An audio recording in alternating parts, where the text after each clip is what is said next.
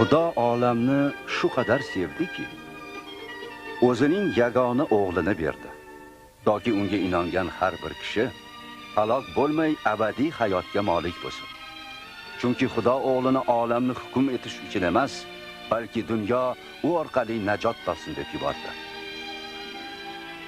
Bugun Iso Masihning 1 milliarddan ortiq izdoshlari bor.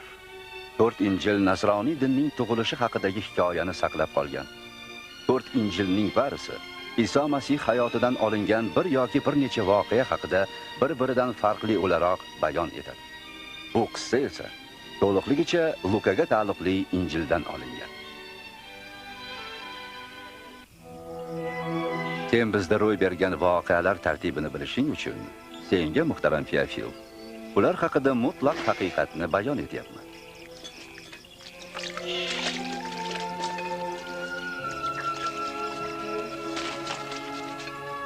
Qaysar Avgust Rum imperatori va buyuk Hirot Yahudiya shohi bo'lgan kunlarda farishta Jabroil nosiralik bokira qiz Maryamga yuborilgan edi.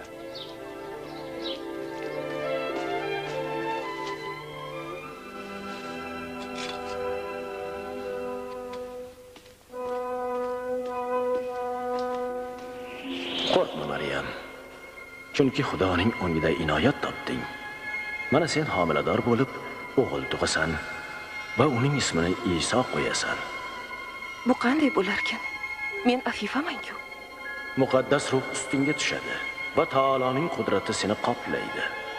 Shuning uchun muqaddas bola Xudoning o'g'li deb ataladi. Va Maryam yoshi ulug'ligiga qaramay homilador bo'lgan Elizabetning uyiga yo'l oldi. Elizabet, voy Maryam, sevikli Maryam.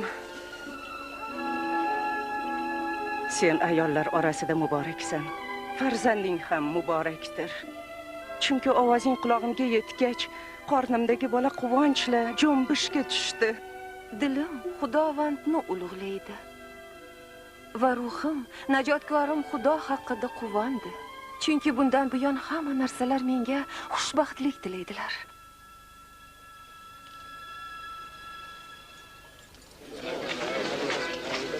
Rum qaysari Avgustdan kelgan farmoni oliyga binoan Galiliya va Yahudiya yerlarida yashovchi har bir fuqaro o'z ajdodlari tug'ilgan shahar yoki qishloqda ro'yxatdan o'tmog'i lozim.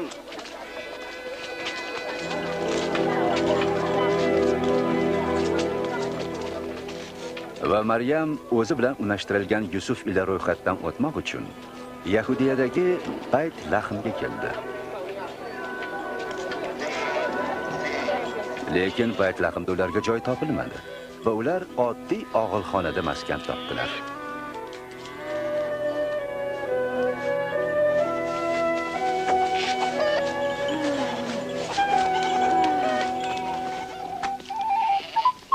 U yurtda so'rovlarini qorovulab turgan cho'ponlar bor edi. Kechasi ularga Xudoning farishtasi zuhur bo'lib, Xudoning shuhrati ularga ziyo sochdi.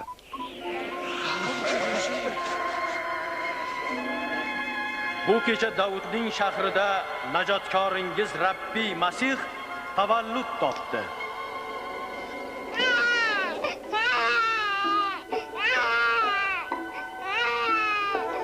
Shunda cho'ponlar oxirdagi yangi tug'ilgan chaqaloqni ko'rish uchun Bayt Lahmga shoshildilar va najotkor tavalludi haqidagi xushxabarni voizlik qilganlardan birinchi bo'ldilar.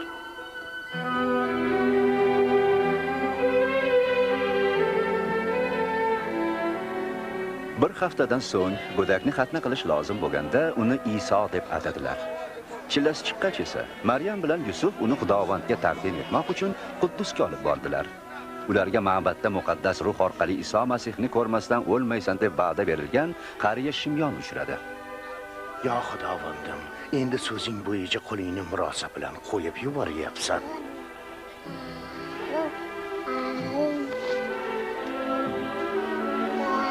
Chunki ko'zlarim najotingni ko'rdi. Bu bola Xudoning tanlanganidir. Ikkingiz ham duoyi xayr topinglar.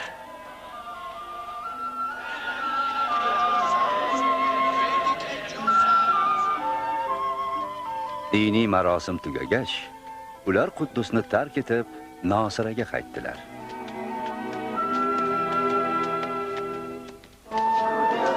Iso 12 yoshga to'lganda, Yusuf va Maryam uni Quddusga Pasxa bayramiga olib bordilar. Bayramdan so'ng uyga qaytar ekanlar, bola o'zlari bilan birga kelyapti deb o'yladilar. Iso esa Quddusda qolgan edi. Ular uni qidirib shaharga qaytdilar va 3-kuni uni ma'batda yahudiylarning din ustozlari orasida o'tirgan holda topdilar. Bu aqlli bola kimning bolasi ekan? U Nosiralik. U biz bilan ketdi deb o'yladik. Uning tashabbusini kechiring. Hamma uning aql zakovatidan hayratda edi. O'g'lim, sen nega shunday qilding? Otang va men buyuk qayg'u bilan seni izladik. Nega meni izladingiz? Otamni ishda bo'lishim kerakligini bilmasmidingiz?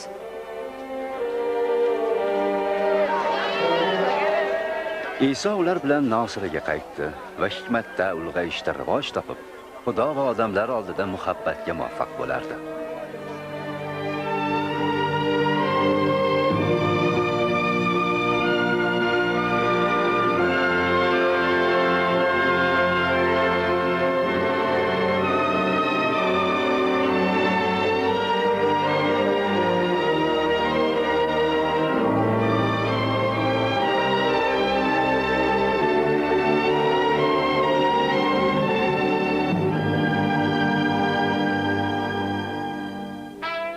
Imperator Tiberiy saltanatining 15-yilida Ponti Pilat Yahudiyada hukm surganida, Xirat Jaliliyada valilik qilganida, oliy ruhoniylar Xonon va Qayyoflar davrida Xudoning so'zi sahroda Yahyoga keldi va u tavba orqali gunohlar kechirilishi uchun suvga cho'mdirishni boizlik qilardi. Tavba qilib gunohlaringizdan xoli bo'linglar, suvga cho'minglar va Xudo sizlarni kechiradi. Ishaya payg'ambar kitobida yozilganidek, sahroda Qur'on qilganning nidosi, Xudovandning yo'lini tayyorlanglar. Xudovandga to'g'ri yo'l solinglar. Har qanday chuqurlik to'lib qolsin va har bir tog' yoki tepalik pasaysin. Hamma egriliklar to'g'rilansin. Hamma notekisliklar tekislansin. Va har qanday inson Xudoning najotini ko'radi. Biz nima qilaylik? Ey ilonlar nasli, bizni nima qilishimizni xohlaysan? Bizga oshkor qil, bizga yo'l ko'rsat. Ikki ko'ylakka ega bo'lgan birini yo'qsilga bersinki, yo'qsil undan foydalansin. Ozuqasi bo'lgan ham shunday qilsin. Ustoz, biz soliq yig'yapmiz. Nima qilaylik? Muayyan miqdordan ortig'ini yig'manglar. Biz haqimizda-chi? Biz nima qilaylik? Hech kimdan zo'rlik bilan pul tortib olmang. Hech qachon birovga tuhmat qilmang. O'z sarmoyangizga qanoat qiling.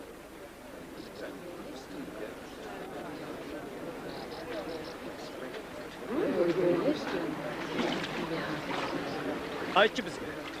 Sen Masihmisan?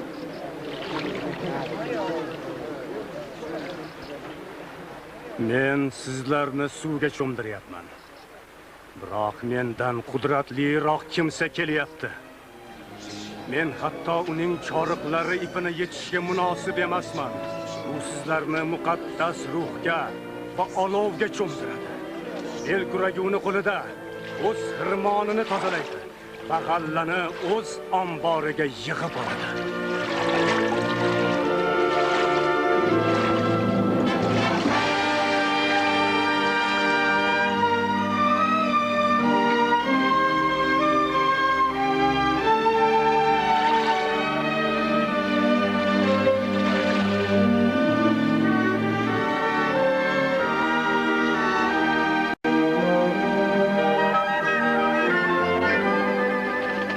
muqaddas ruh Iso ustiga kabutar kabi tushdi.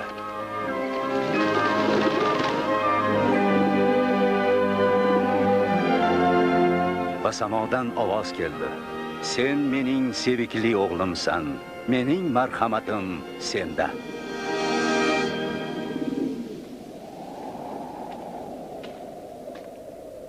Iso o'z xizmatini 30 yoshida boshladi. U yerdandan muqaddas ruhga to'lib qaytdi va ruh uni sahroga yetakladi. U yerda iblis uni 40 kun vasvasaga soldi va bu kunlar Iso hech narsa yemadi.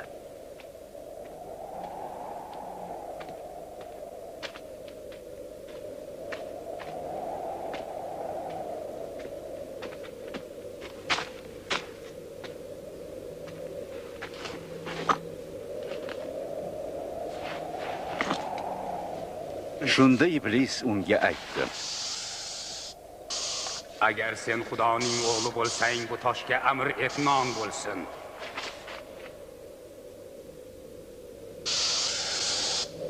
Yozilgan kim?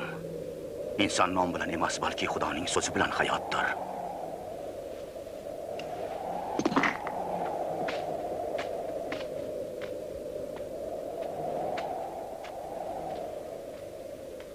Shunda iblis uni baland toqqa olib chiqdi va bir lahzada yerning hamma shoxliklarini ko'rsatdi. Senga butun shoxliklar ustidan hokimiyat beraman. Chunki ular menikidir va ularni xohlaganimga beraman. Menga sajda etsang, ular seniki bo'lar. Yozilgan kim Xudovandingga sajda qil va faqat unga xizmat qil.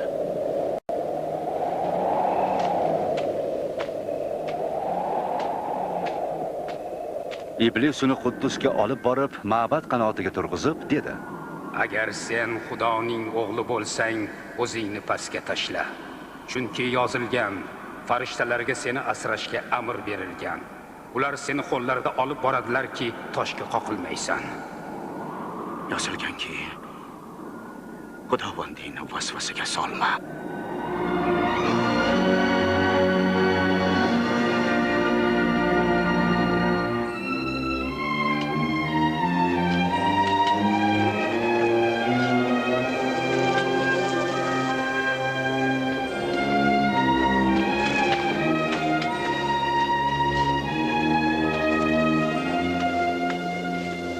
Iso o'zi tug'ilib o'sgan Nosiraga qaytdi.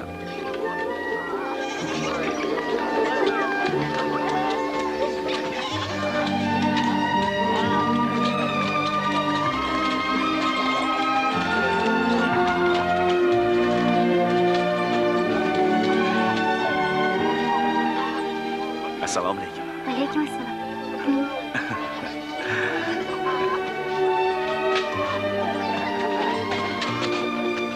Shanba kuni Iso odatdagiday sinagogaga bordi.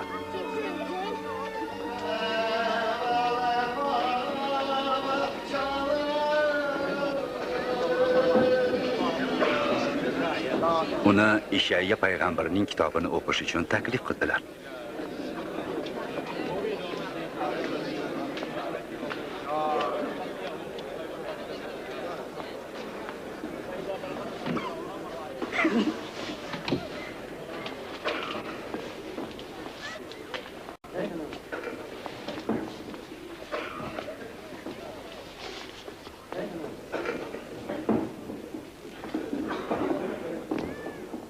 Xudovandning ruhi ustimda. U meni moy bilan surtib qashshoqlarga xushxabar berish, asirlarga ozodlik va ojizlarga ko'rishni voizlik qilish, mazlumlarga erk berish va Xudovandning najot yozi yaqinligi haqida xushxabar berish uchun yubordi. Gapga chechinagam.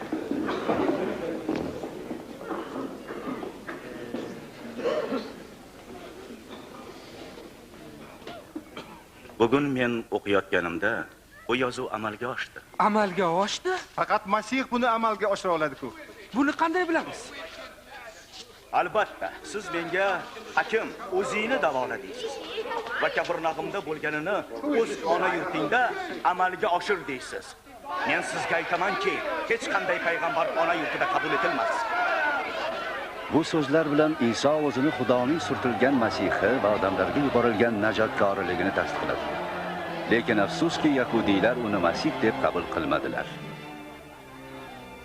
Ular Isoni qiyalikdan itqitmoqchi bo'ldilar. Lekin u olomon orasidan o'tib yo'lga chiqdi.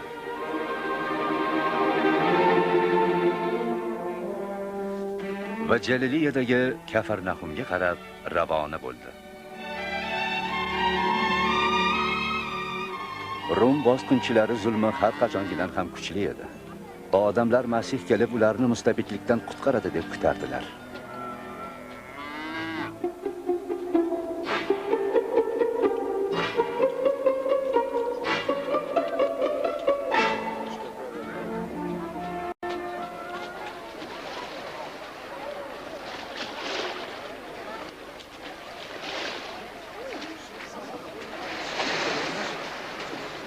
Omon bo'l.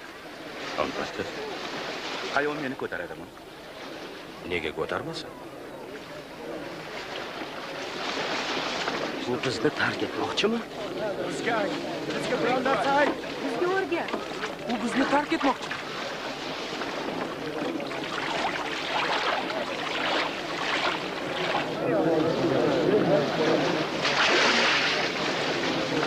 Ikki kishi ibodat uchun ma'batga keldilar. Biri farziy, ikkinchisi soliq yig'uvchi. Farziy tik turib ibodat qila boshladi. Senga shukrki, men ba'zilarga o'xshab ochko'z, firibgar va zinogar emasman. Yoki mana u soliq yig'uvchiga o'xshamaganligim uchun senga shukr. Men haftada 2 bor roza tutaman va daromadimdan ushur beraman. Soliq yig'uvchi yuzini samoga ko'tarishga botina olmadi. U faqat yo Xudo menga shafqat qil deya iltijo qilardi. Va sizlarga aytamanki, soliq yig'uvchi o'z uyiga ko'proq oqlanib ketdi. Chunki har bir gerdaygan xo'rlanar. O'zini kamsitgan esa yuksalar.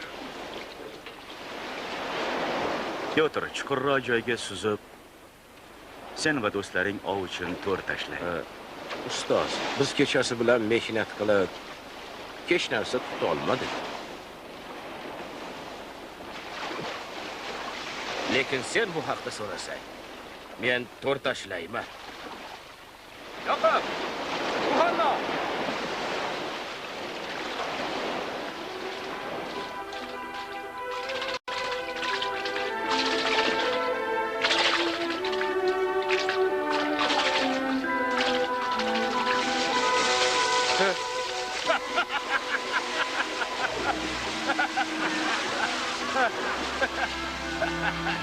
Yuhanna! Yoqib! Bizga yordam bering! Bankmi?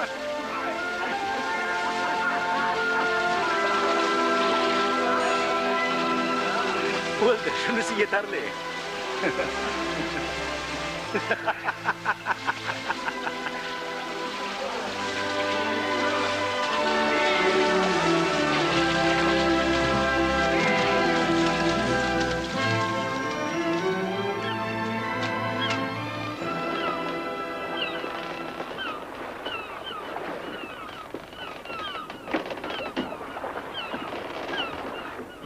Ya Rabbi, mendan uzoqlash.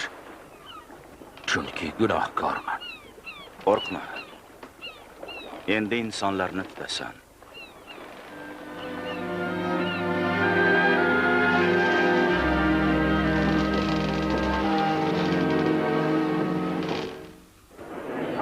Yonimga keling va so'zimni tinglang. Qalbingiz hayot bo'lur. Topishi mumkin bo'lganda Xudovandni izlang. U yaqinda ekan, unga da'vat eting. Nopok o'z yo'lidan chiqsin va qonunsiz o'z fikridan qaytsin va Xudovandga yuz tutsin. Chunki u sershafqatdir va gunohlarni kechiradi. Demak, siz shod-u xurram chiqasiz va murosa bilan kuzatilasiz. U kim haqda? Mana u qara. Iso! Iltimos qilaman. Qizimga najot ber. Unga rahim qil. U endi 12 yoshga to'ldi, o'lmoqda. Yayir ustozni bezovta qilma. Iso! Menga qara, qizing o'ldi. Qo'rqma. faqat inonda u yashaydi.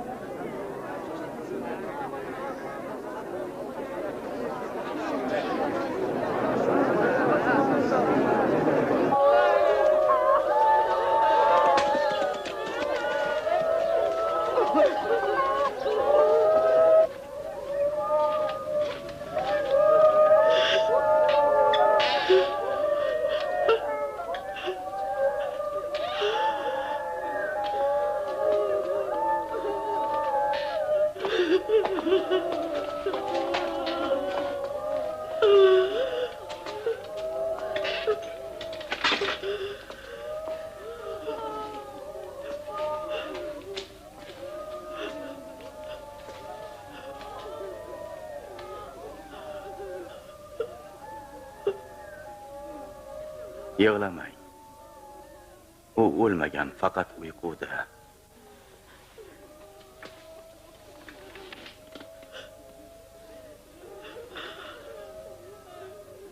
Bolam,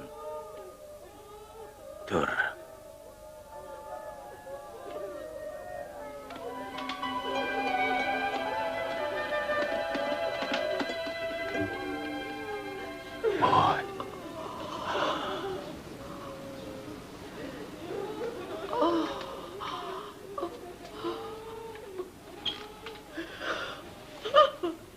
Unga ovqat bering.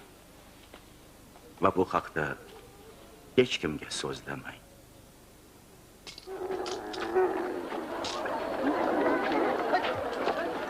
Bundan ko'p o'tmay, Isoga shahar darvozasi yonida soliq yig'uvchi Matfey Levi uchradi.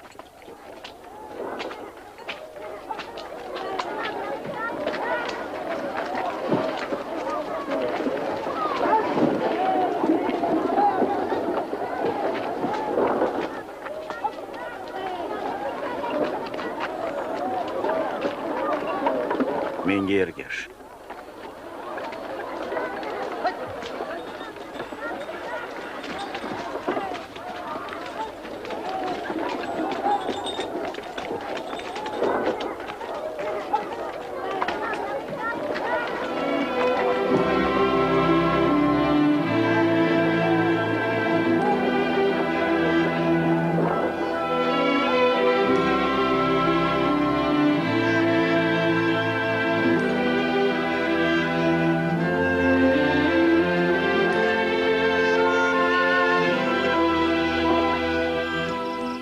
Iso ibodat uchun toqqa chiqib bordi va butun kechani u yerda ibodatda o'tkazdi.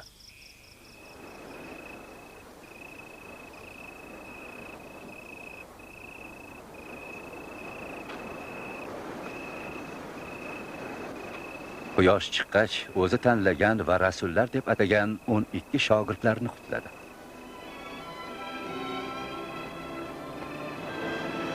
Pyotr deb ataluvchi Shimyonni,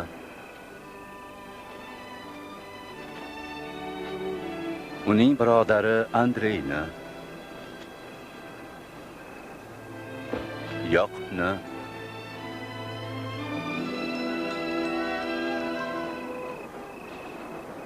Yuhannonni, Filipni, Bartolomeyni, Matfeyni,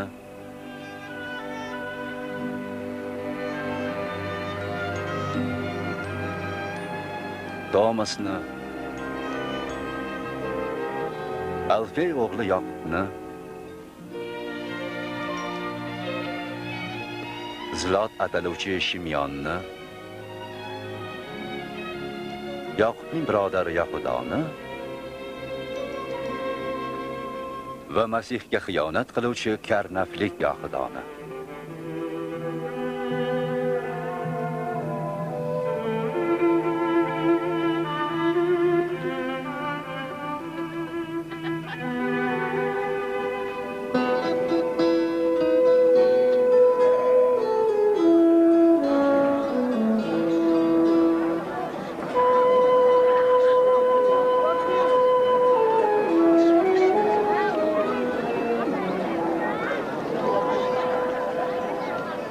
Ruhan qashshoqlar xushbaxtsiz, chunki Xudo shohligi sizniki.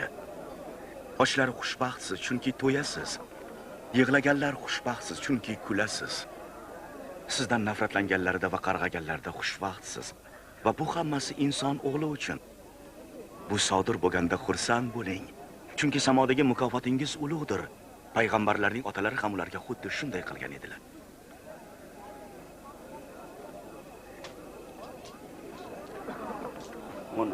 o'n yetti, 18, 19. Menda bori shu. Menda bori shu deganing nima? Holingizga voy ey boylar. Chunki tasalli topib olgansiz.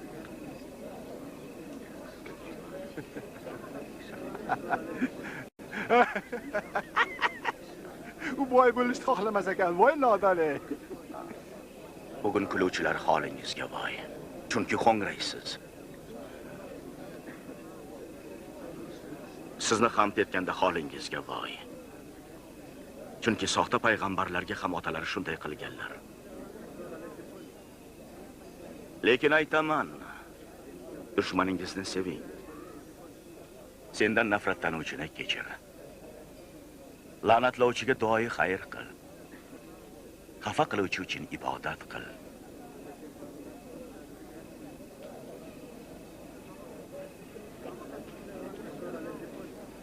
Bir chakkanga ursalar, ikkinchisini tutib ber.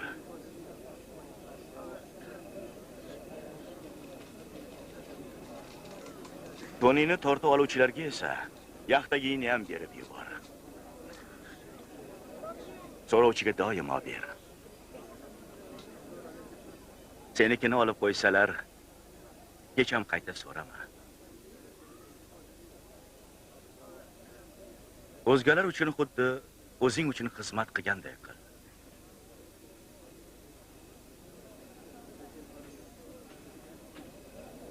Faqat seni sevuvchini sevsang, nechun ezgulik kutasan? Senga yaxshilik qiluvchigagina yaxshilik qilsang, nechun duoi xayr kutasan? Gunohkorlar ham shunday qilmaydimi? Nechuk unga qo'l tekkisa oladi? U bilan qanday so'zlasha oladi? Bu jirkanchlik-ku.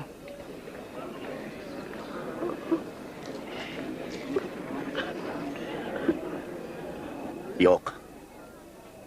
Dushmaningizni seving. Xayr ehson qiling. Doimo qarzga bering va sizga buyuk mukofot beriladi.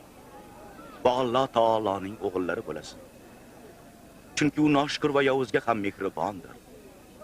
U rahmdil ekan, sizlar ham rahmdil bo'linglar. Bizga najot ber, Iso. Hukm qilmang va mahkum bo'lmaysiz. La'natlamang va la'natlanmaysiz. Kechiring va kechirilasiz. Bizni boshla, Iso.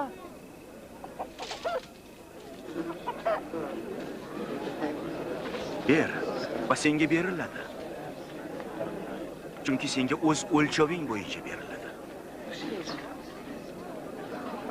Ojiz ojizni yetaklasa, ikkisi birga chohga yiqilmasmi? Nechun sen birodaringning ko'zida butoni ko'rasan, o'z ko'zingdagi xodani sezmaysan? Bizni yetakla ustoz. Biz bilan bo'l, Rabbiy. Seni tuqqan ona baxtlidir, ustoz. Xudoning kalomini tinglab itoat qiluvchi baxtliroqdir.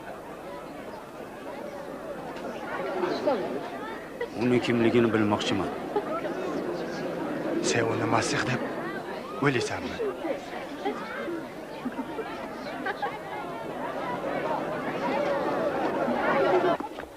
Bir farziy Isoni uyiga tushlikka taklif etdi. Iso uni uyiga kelib, mezbonning yoniga yonboshladi. Bolalar, boring, o'ynang. Eshitdingizmi? Ketinglar. Ularga qo'yib bersang sho'xlik qiladilar.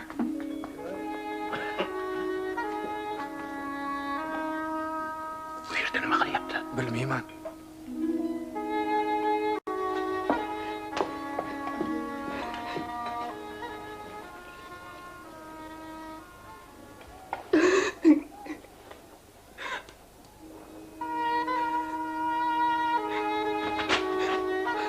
U nima qilyapti?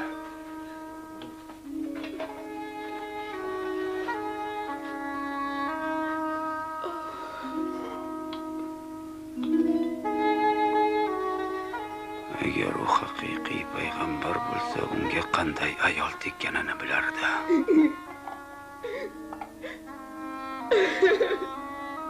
Uning qanday gunohkorligini bilardi. Shimon, men uni kimligini bilaman.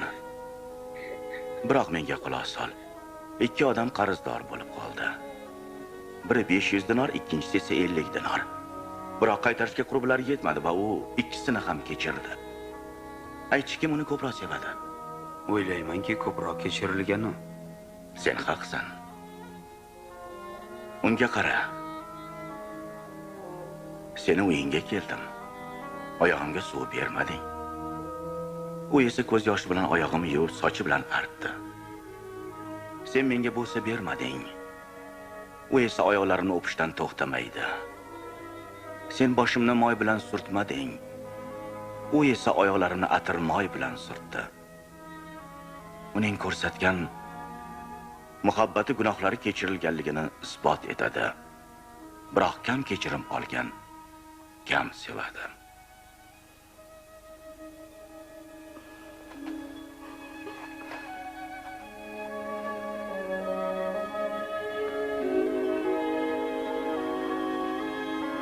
Gunohlaring kechirildi.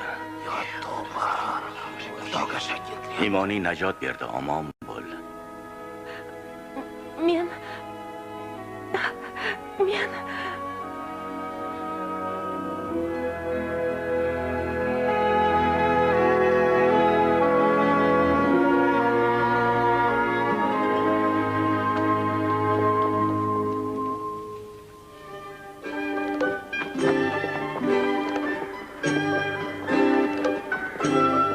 Iso Xudo shohligi xushxabarini voizlik qilib kezib yurdi.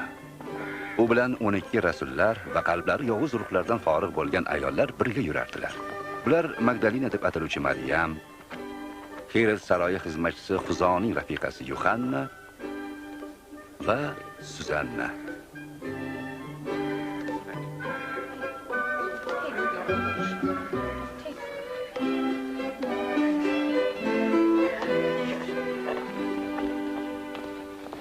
Shoh Irod Yahyo cho'mdiruvchini zindonga tashladi. Chunki u shohni o'z og'asining rafiqasiga uylanganlikda ayblardi. Xunayn shahriga yaqinlashganimizda bir bevani yagona o'g'li vafot etib, uni chiqarmoqda edilar. Iso yig'layotgan onani ko'rib, holiga achinib, tobutga tegib, "Hoy yigit, senga aytaman, tur" dedi. O'lik esa tirildi. Iso uni onasiga topshirdi. Undan kelishi lozim bo'lgan senmisan deb so'ra. Yo, biz boshqasini kutaylikmi?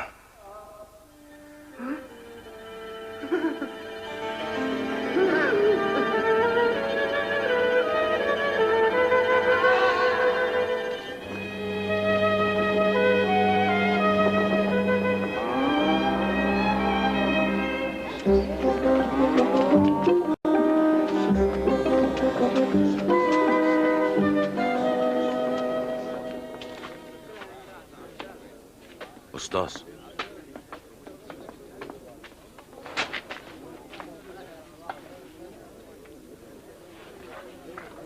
Ustoz? Yahyo bizni kelishi lozim bo'lgan senmisan yo boshqasini kutaylikmi deb so'rashga yubordi. Borib ko'rgan va eshitganingizni ayting. Ojiz ko'rmoqda, cho'loq yurmoqda. Men haqda shubhalanmagan baxtiyordir.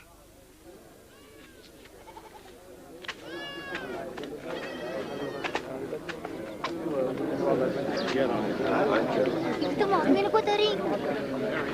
Erkamga chaqir. Endi bersam, Soni ko'ryapman. Urug' sochuvchi dalaga chiqdi. Urug' sepayotganda ba'zisi yo'l yoqasiga tushib paymol bo'ldi. Va qushlar cho'qilab ketdi. Ba'zilari toshloqqa tushdi. Va suv yo'ligi uchun batamom hammasi qurib ketdi. Ba'zisi tikonzorga tushdi. Tikonzorlar esa o'sib, uni bo'g'ib qo'ydi. Serunum yerga tushgani esa o'sib, mo'l hosil berdi. Ba'zisi 100 karra. Ustoz, Nima uchun har doim matal so'zlaysiz? Xudo shohligi sirlari sizga ato etilgan. Boshqalar uni matal orqali qabul qiladilar. Qarab turib ko'rmaydi, eshitib tushunmaydi.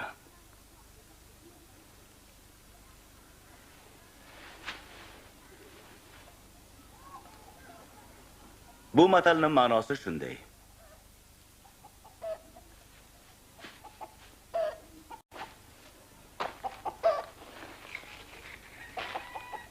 Urug' Xudoning kalomidir.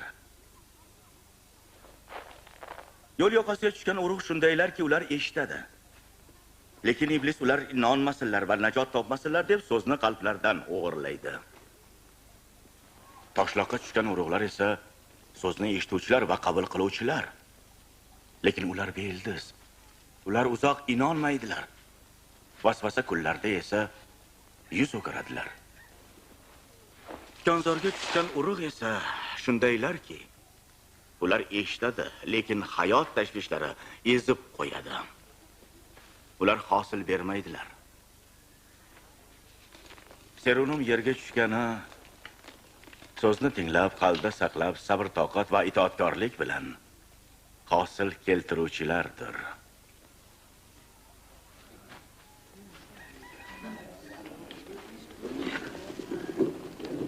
Hech kim shamni yoqib ustini yopmaydi. Biron joyga berkitmaydi. Lekin uyga kiruvchilar yorug'ni ko'rsin deb uni shamdonga qo'yadi.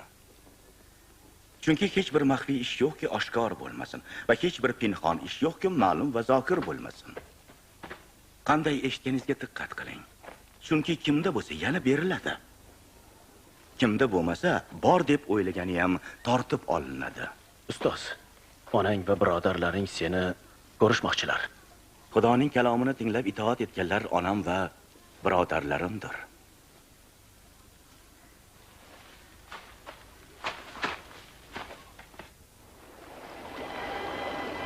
Kunlarning birida Iso shogirdlar bilan qayiqqa tushib, ko'lning narigi tomoniga suzib o'taylik dedi.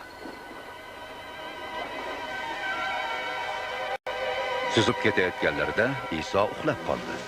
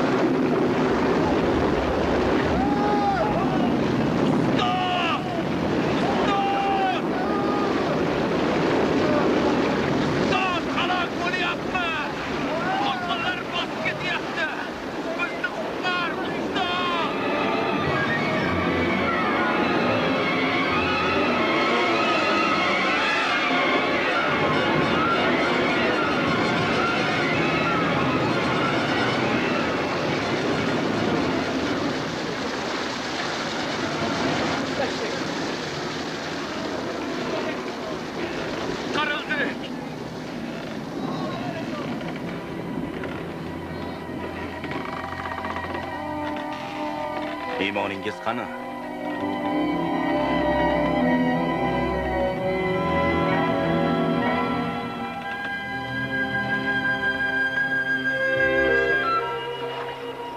Ular Jaliliya qarshisidagi Jadariya yurtiga suzib keldilar.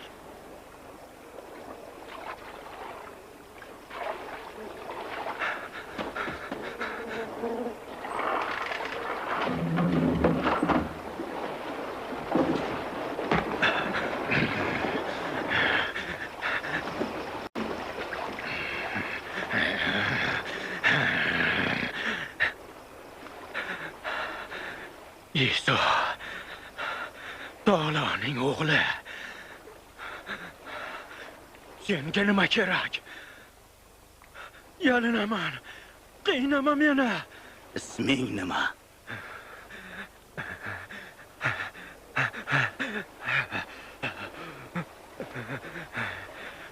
Tuman. Yalinib so'rayman. Bizni jahannamga yuborma. Bizni to'ng'izlar podasiga yubor.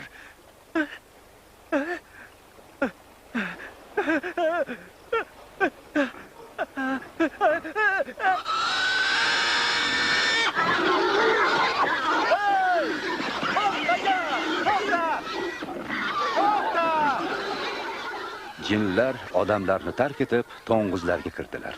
Qayting!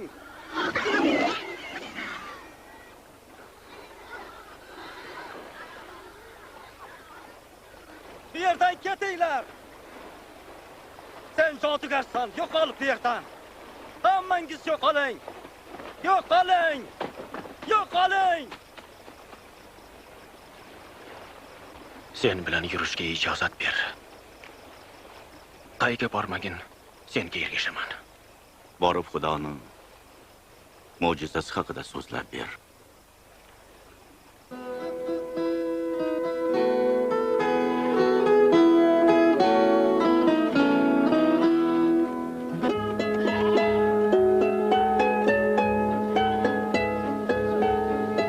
Iso shogirdlari bilan bu joylarni tark etib, Bayt Saidaga yo'l oldi.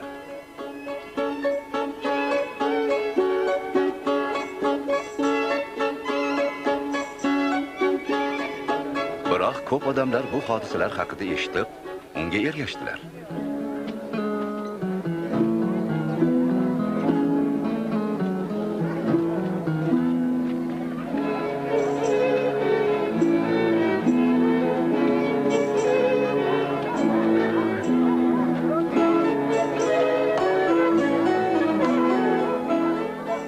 Kechga yaqin Shimyon Pyotr dedi: Ustoz, bu yer cho'li biyobon. Odamlarni shu yerdagi yaqin qishloqlarga yubor. Ular o'zlariga maskan va oziqa topsinlar.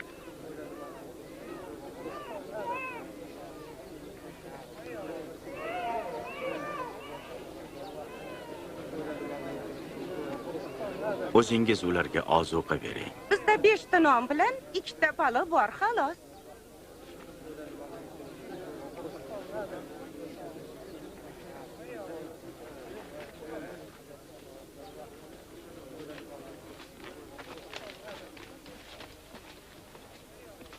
Koinot hukmdori Rabbimiz Xudo, zaminimiz bizga ato etgan nonimizga barokat ber.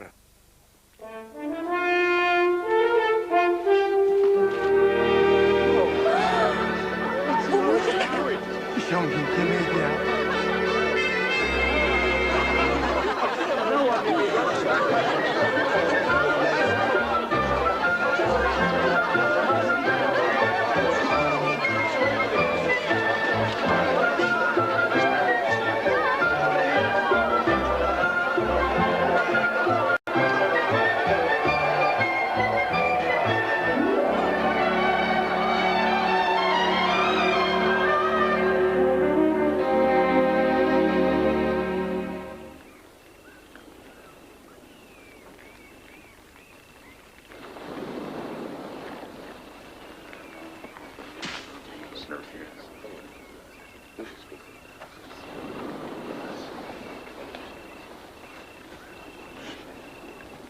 Xalq meni kim deb biladi?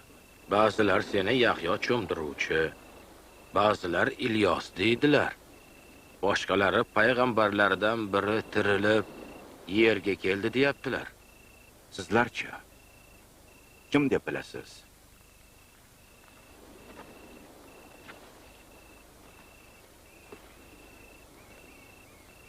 Sen barhayotning o'g'li Masihsan.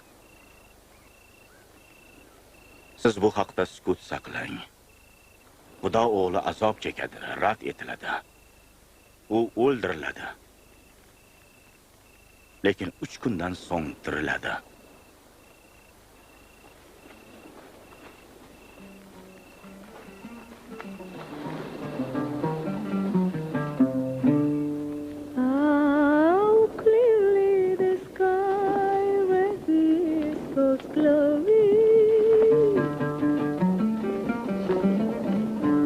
Each day an answer seems to the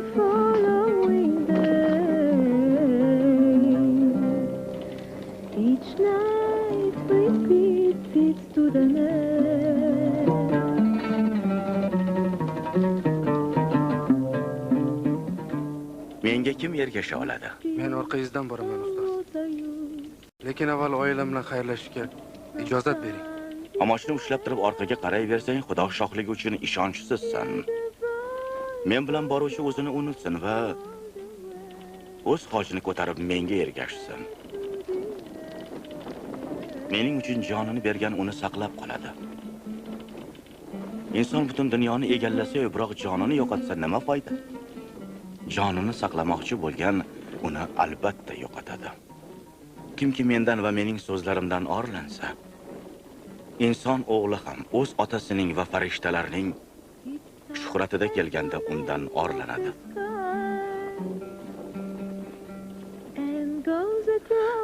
Sizga aytamanki, orangizda Xudo shohligini ko'rmagunicha o'lim ko'rmaydiganlar bor.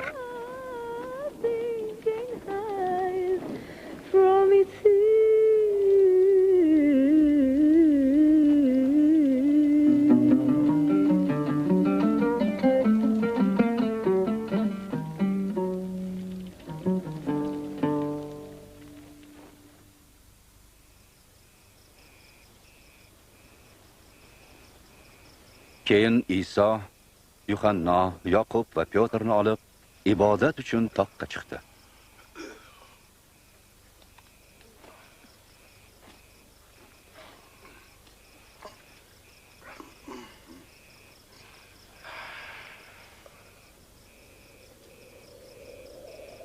Ibodat qilar ekan, yuzining qiyofasi o'zgardi va kiyimi oppoq qorday porladi. To'satdan ikki qadimiy payg'ambar, Muso va Ilyos samoviy shuhratga keldilar. Sen Xudoning irodasini bajarasan. Sen Quddusda o'lim ko'rasan.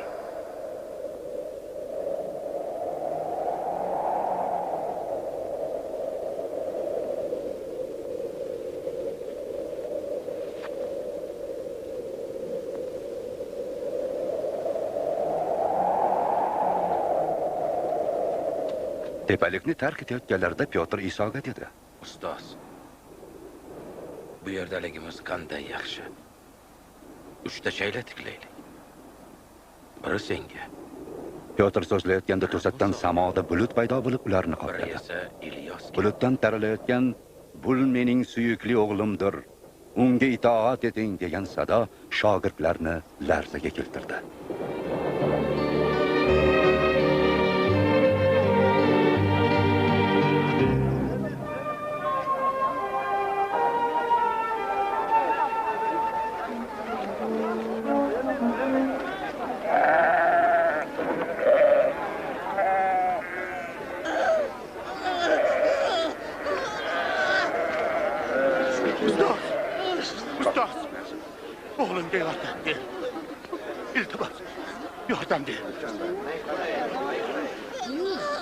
Axir u yagona o'g'lim-ku.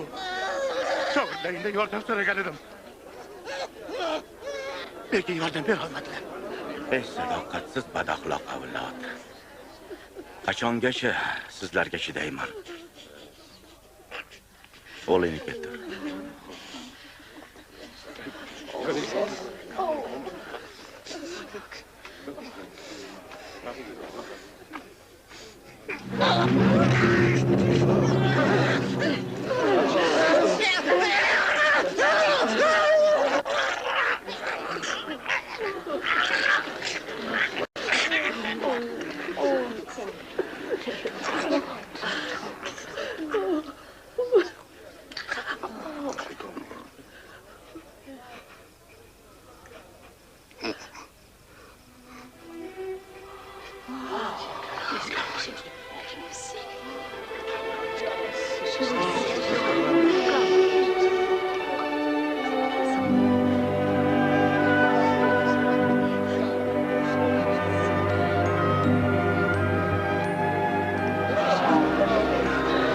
Hatto yuzi ham shifo topdi. Qanday mo'jiza!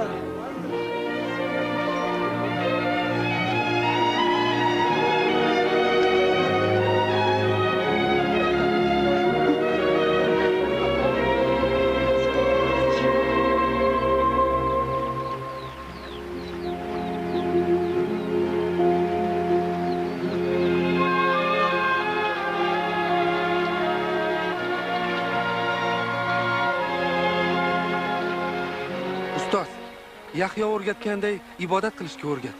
Ibodatda bunday deng. Samodagi barhayot otamiz, sening noming muqaddaslansin. Sening shohliging kelsin. Samoda bo'lgani kabi yerda ham sening irodang bo'lsin. Bizning rizq ro'zimizni ham bizga berib tur. Biz qarzdorlarimizni kechirganimiz kabi bizning ham gunohimizni kechir. Va bizni vasvasaga yo'liqtirma. Biroq makkordan xalos qil.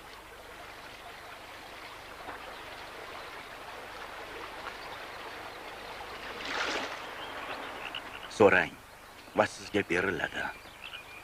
Izlang, topasiz. Taqillating, sizga ochadilar. Chunki har bir so'ragan oladi. Qidirgan topadi. Taqillatganga albatta ochadilar.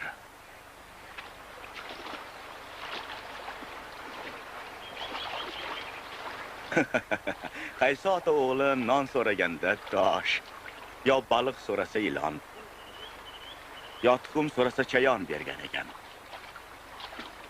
Siz yovuz bo'lib bolaga ezgulik ko'rsatar ekansiz. Undan ziyodroq otangiz so'raganlarga muqaddas ruhidan beradi.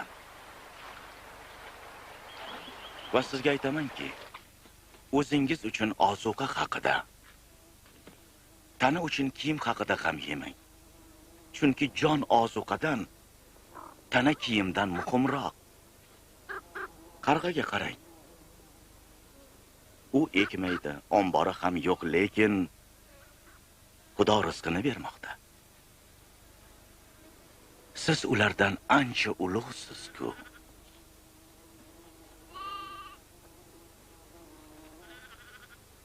Qaysi biringiz tirishib bo'yga bo'y qo'sha olasiz?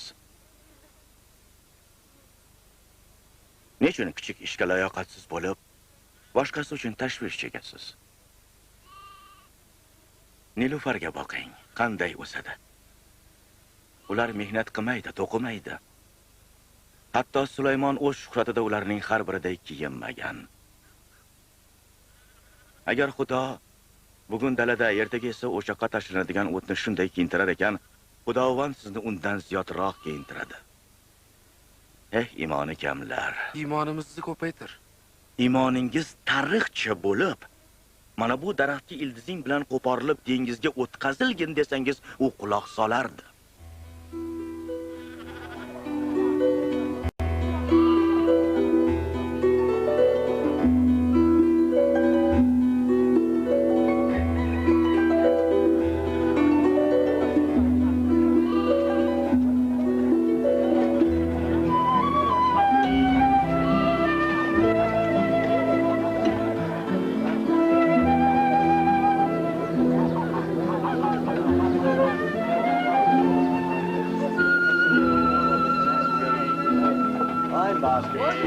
Vasvasalar kelishi muqarrar.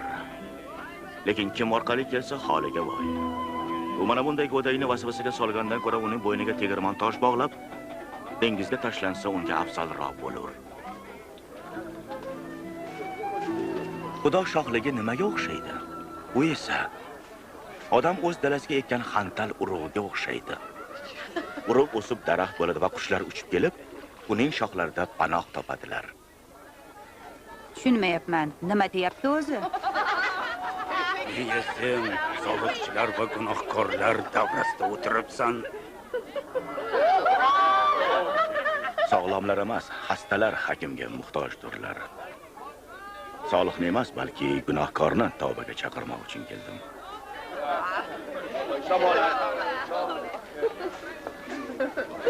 Bizga shohliging haqida so'zlaymiz. Unda yana nima bor? Qo'rqma kichik poda. Otangiz shohlik bermoqqa muruvvat ayladi. Mol-mulkingizni sotib, pulini qashshoqlarga tarqatib bering. O'zingizga eskirmas hamyonlar tayyorlangiz va samoda bitmas tuganmas boylik yig'asiz. Chunki unga o'g'ri yaqinlashmaydi, kuya ham yemaydi. Xazinangiz qayerda bo'lsa, qalbingiz ham o'sha yerda bo'ladi.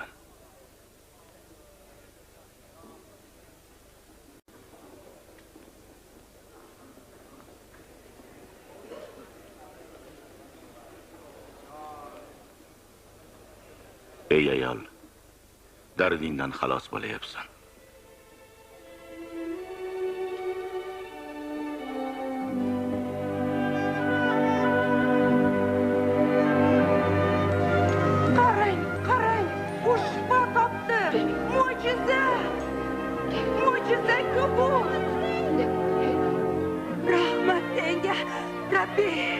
18 yil.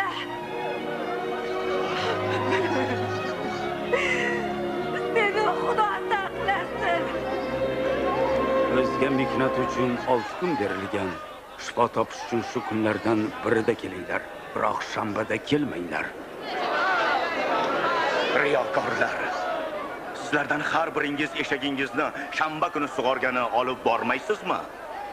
Mana bu 18 yil iblis bog'lab qo'ygan Ibrohimning qizini shanba kuni ozod etish kerak emasmidi?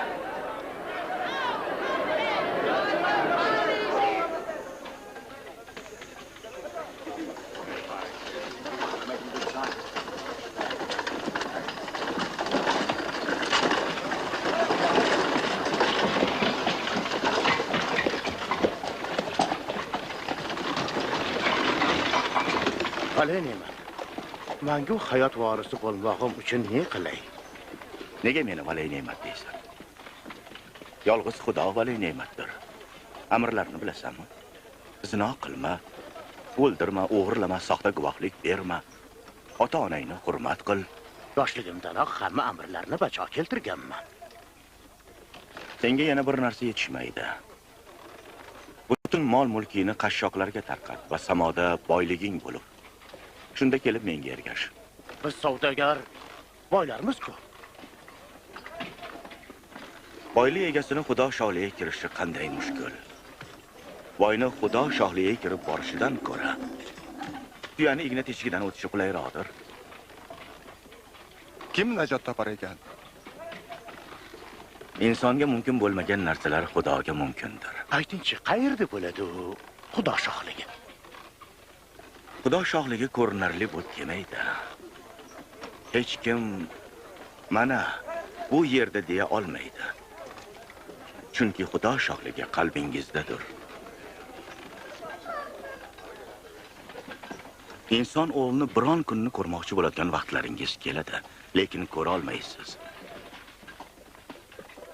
Bu osmonni bir chekkasida yarqirab, ikkinchi chekkasigacha porlagan yashindek zuhur bo'ladi. Biroq u avval azob chekmog'i va insonlar tarafidan rad etilmog'i lozimdir.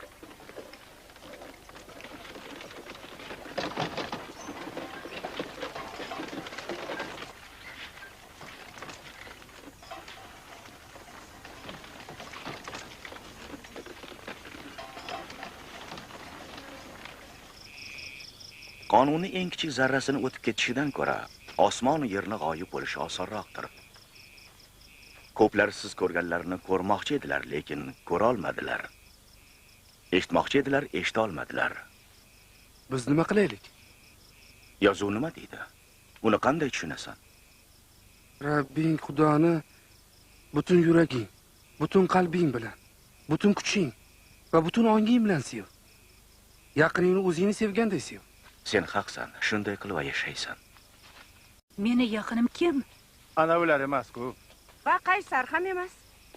Bir odam Quddusdan Yerixoga borar ekan, qaroqchilar unga hujum qilib yechintirib chalajon qoldirdilar.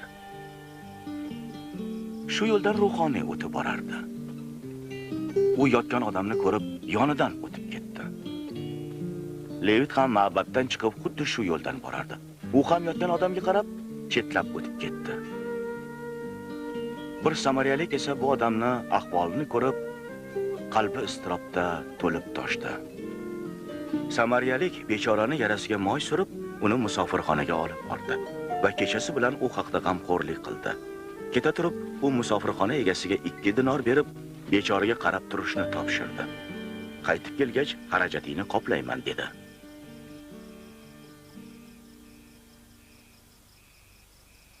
Ulardan qaysi bir qaroqchilar qo'liga tushgan bechoraga yaqinlik qildi?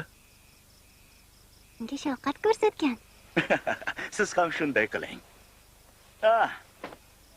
Yosh bolani meni yonimga qo'ying, ularga man etmang.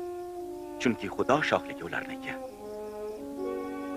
Haqiqatni aytamanki, Xudo shohligini go'daydek qabul etmagan unga kira olmaydi. Bolani meni nomim uchun qabul etgan meni qabul qiladi. Meni qabul qilgan meni yuborganini qabul qiladi.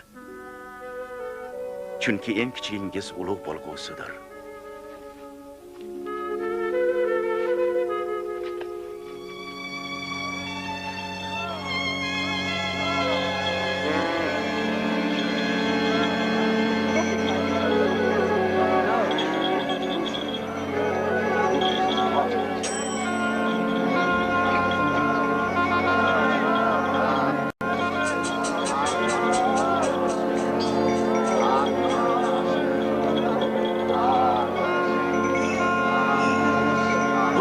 yerda nima bo'lyapti o'zi?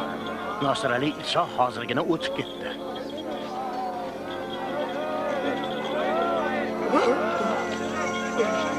Iso! Iso!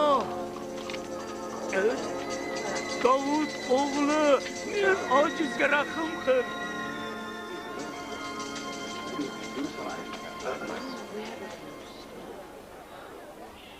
Mendan nima xohlaysan? Ko'rishni istayman.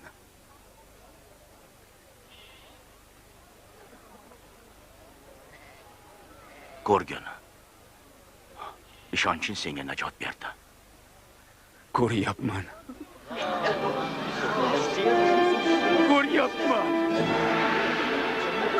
Ko'ryapman.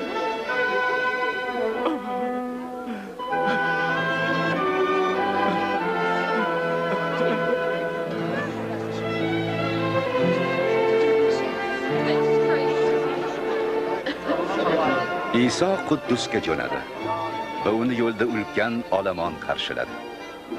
Odamlar undan najot yo'lini ko'rsatishni va Xudo shohligi haqidagi haqiqatni oshkor etishni so'rardilar.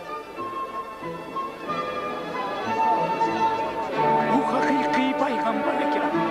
Rabbim, berim, najot ber menga.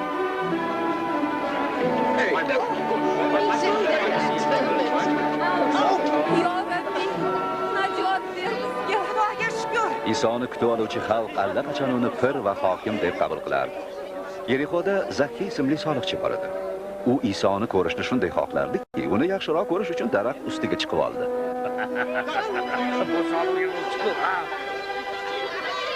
Tezroq Zakkiy. Bugun uyingda bo'lmog'im lozim. Mening uyimga, bu uyga kim ham borardi? U Isoni qayerdan taniydi?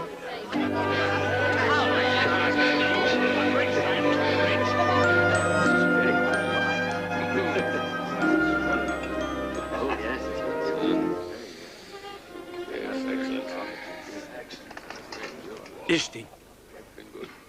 Davlatimni yarmini qashshoqlarga tarqataman. Mendan xafa bo'lganlarga esa to'rt barobar qaytarib beraman.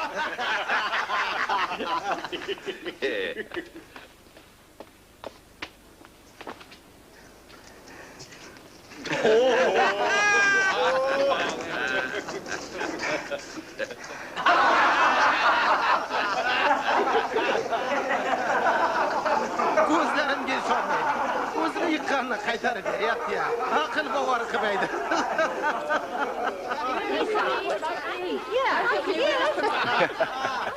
Bugun bu uyga najot keldi. U ham Ibrohim naslidandir. Chunki inson o'g'li gunohkorlarga najot berish uchun keldi.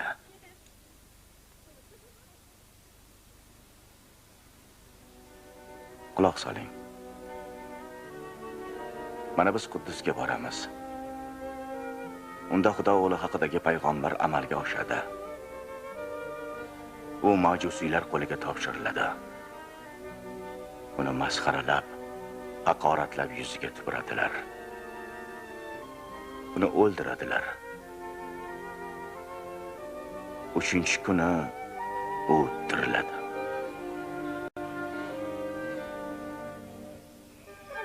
Iso insonlarning gunohlari uchun o'ldirilishini bila turib, Quddusga qarab yo'l oldi. Joylarda Isoni xursandchilik bilan kutib olishar va uni o'z podshohlari deb atardilar.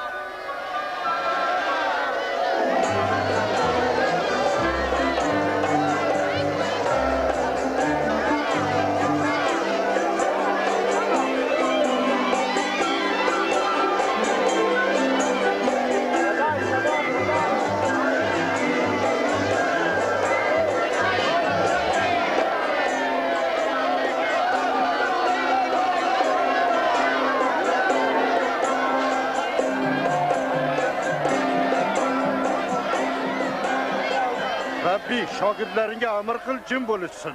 Sizga aytaman, ular jim bo'lsalar, toshlar ham nola qiladilar. Assalomu alaykum, salomat bo'ling.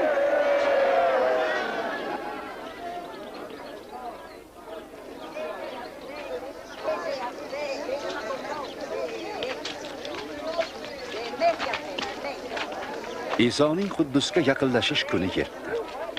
Va u shaharni ko'rgach, uning haqida yig'lay boshladi. Koshki edi. Shu kun seni tinchligingga nimalar xizmat qilishini bilsang. Lekin bu sendan pinhondir. Shunday kunlar keladiki, dushman xandak qazib atrofingni o'rab, seni xonavayron qiladi. Seni yo'qlash kunini bilmaganing uchun farzandlaringni qirib tashlaydilar va seni o'zingni ham kunpayakun qiladilar.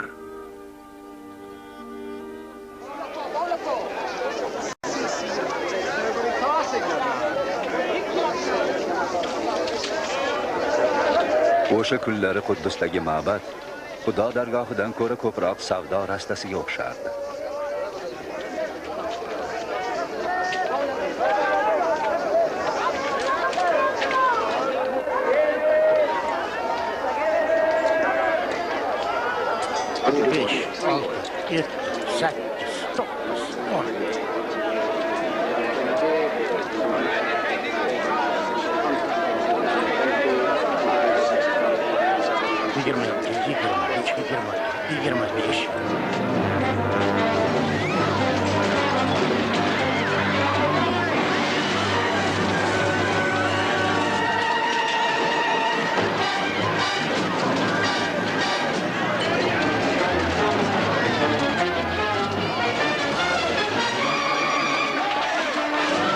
Yozilgan kim? Mening uyim ibodat uyidir. Sizlar uni bosqinchilar makoni qildingizlar. Mening mollarim-ku, ishlang uni.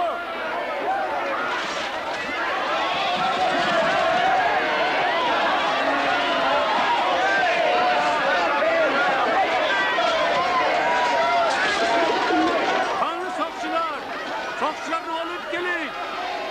Ba'zi oqsoqollar orasida Isoga qarshilik ko'paya borardi. Chunki xalq uni o'z shohi deb tan ola boshlagan edi. Ko'pchilik uni shoh deb e'lon qilganini bilib qoldi. Shoh deb? Gunohkorlar, o'g'rilar shohi. Bundaylar kelib faqat huquq va haqlarni talab etadilar xolos. Adashmang, uni izdoshlari ko'paymoqda. Xalq unga ishonadi. Uning shohligiga ishonadilar. Sizlarni ogoh etayin. Agar tartib buzishlar to'xtamasa, javobgar bo'lasiz.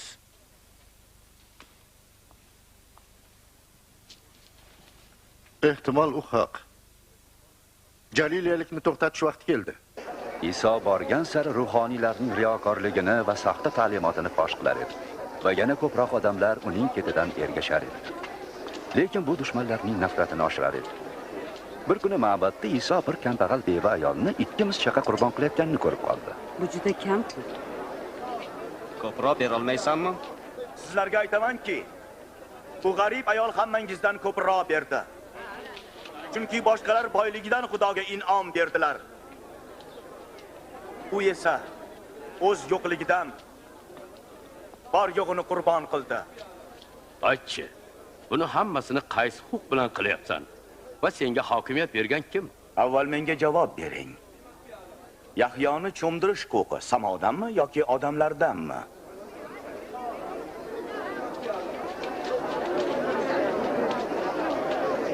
Nima deymiz unga? Agar samodan desak, u nega Yahyoga inonmadingiz deydi.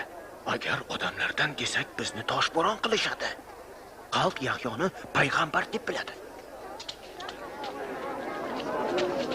Hokimiyat qayerdaligini bilmaymiz. Men ham qanday huquq bilan qilishimni sizga aytmayman.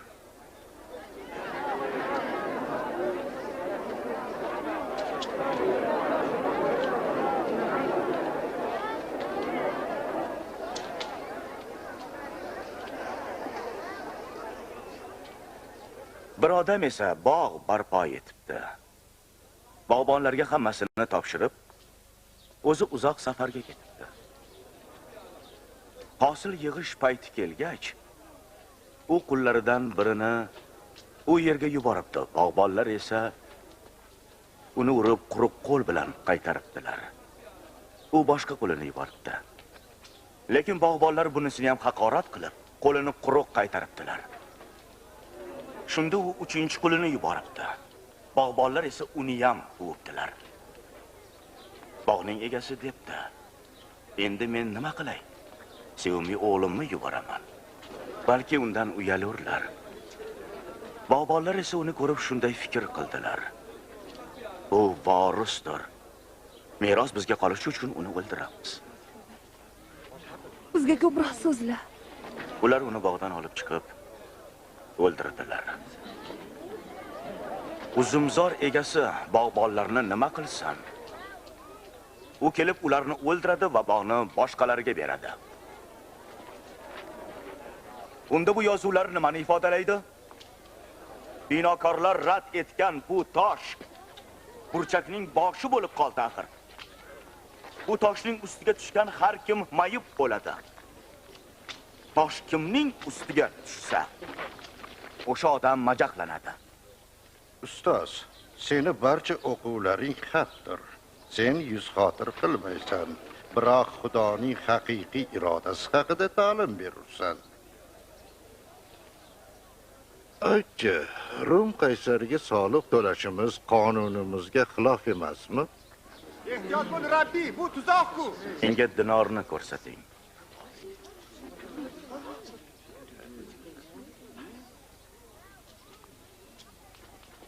Bu kimning surati va imzosi? Qaysarniki. Shunday qilib qaysarning haqini qaysarga bering. Xudoning haqini Xudoga.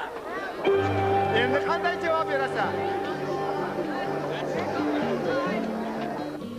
Pasxa deb atalmish chuchuk nonlar bayrami yaqinlashardi.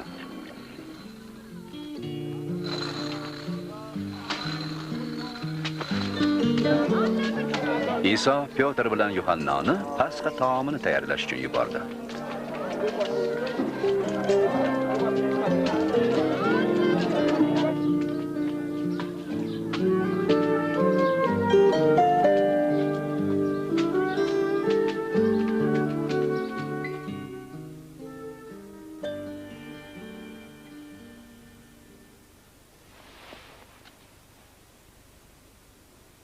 Azob chekishdan oldin Pasxa taomini sizlar bilan yeyishni istardim. Sizga shuni aytamanki, bu taomni Xudoning shohligida sodir bo'lmaguncha yemayman.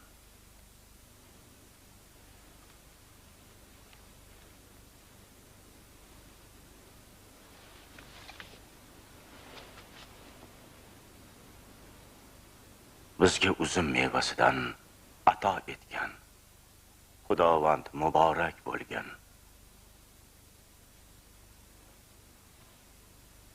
Qabul qiling va o'zaro bo'lib oling. Va deymanki, Xudo shohligi kelmaguncha uzum mevasidan bo'lganini ichmayman.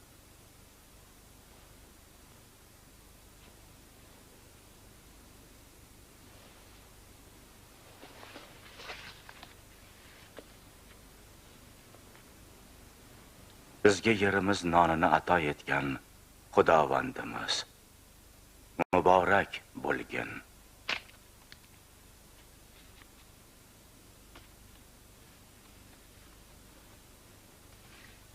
Bu sizlar uchun berilayotgan mening tanamdir. Buni meni xotirlash uchun bajo etinglar.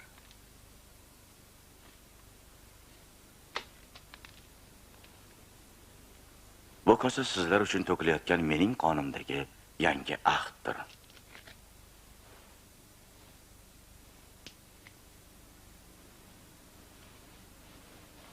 Lekin mana menga qoyillik qiluvchining qo'li ham men bilan dasturxon ustida. Biroq inson o'g'li Xudo tayinlagan yo'l bilan ketmoqda. Lekin unga qoyillik qiluvchining holiga voy. Bo'lishi mumkin emas. Bo'lishi mumkin emas. Buni bo'lishi mumkin emas. Oyinni oshkor qil, Rabbim.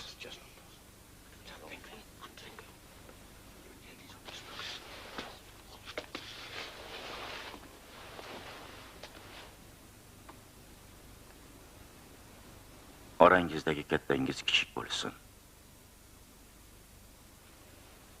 Boshliq esa xizmatchi bo'lsin. Chunki kim katta? Yon boshlaganmi?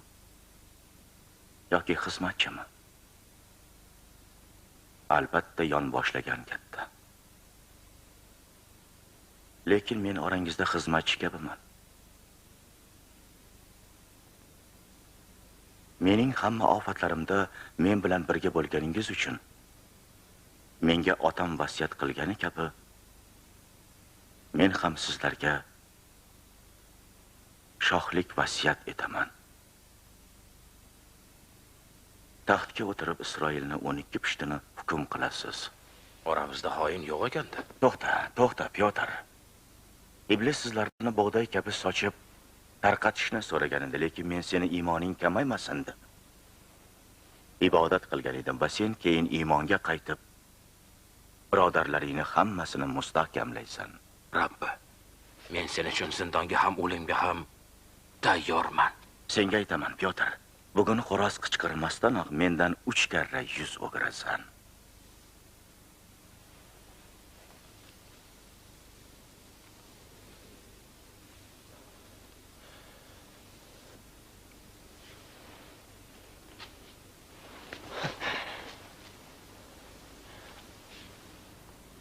Sizni choriq va to'rvasiz yuborganimda nima yetishmasdi? Yo'q, hammasi yetarli edi. Endi esa to'rvangizni ham qoldirmang. Kimda bo'lmasa kiyimini sotib shamshir olsin. Sizlarga aytaman, yovuzlar qatoriga qo'shdilar deb yozilgan payg'amlar endi amalga oshadi. Rabbiy, mana 2 ta xanjar.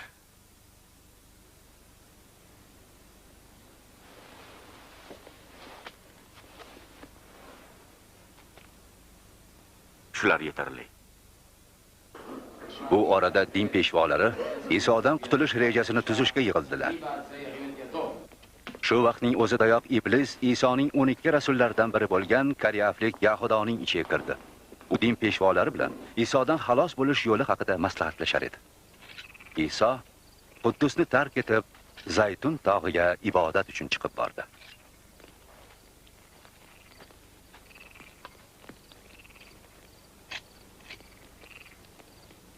Vasvasaga tushmaslik uchun ibodat qiling.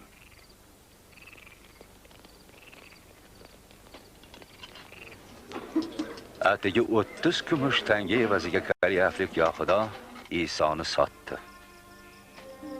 Iso insonlar gunohlari uchun o'limi yaqinligini bilib, ibodat qila boshladi.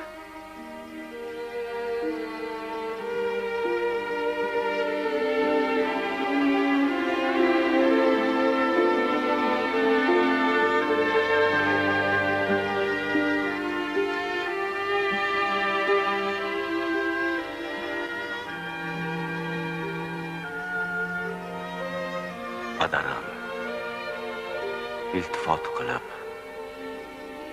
bu kosani mendan chetlab o'tsang edi. Lekin mening irodam emas, sening irodang bo'lsin.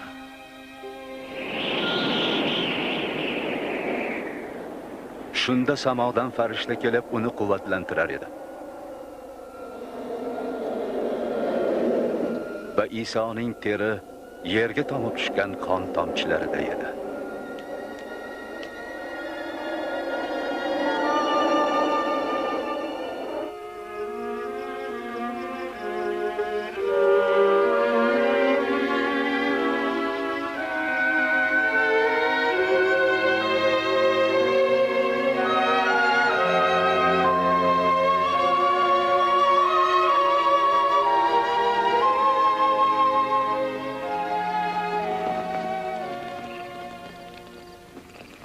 Nega uxlayapsiz? Turinglar. Vasvasaga tushmaslik uchun ibodat qiling.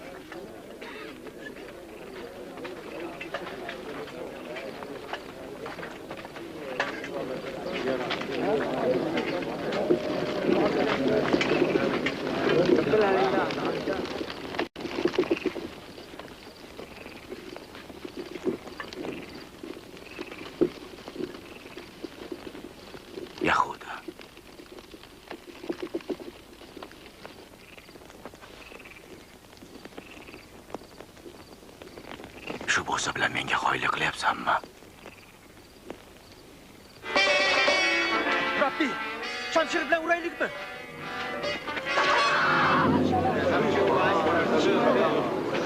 darhol hibsga oling. Bas qil.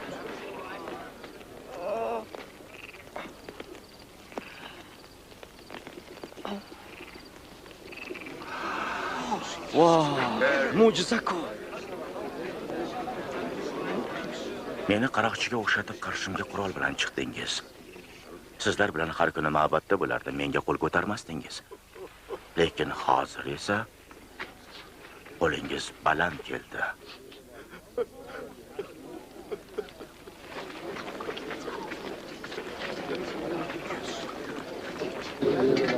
Hibsga oling.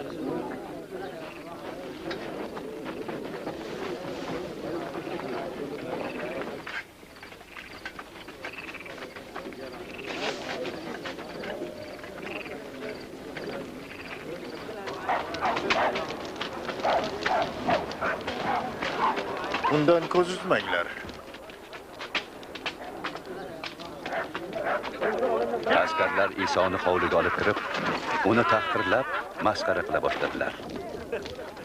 Mana podshohning libosi. Nima bo'lishini karomat qil. Siz bizni qutqarasizmi, janob oliylar? Bizni qutqarasizmi? Mana u ham hisoblanadi. Men uni hech ko'rmaganman. Men ularni birga ko'rganman.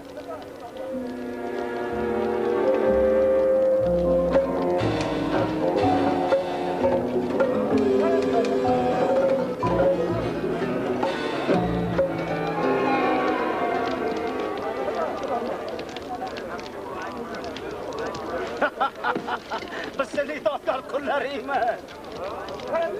Xo'sh, shohona ehtiromlar olish yoqimlimi? Sen ham ulardan birisan-ku. Yo'q, u men emas.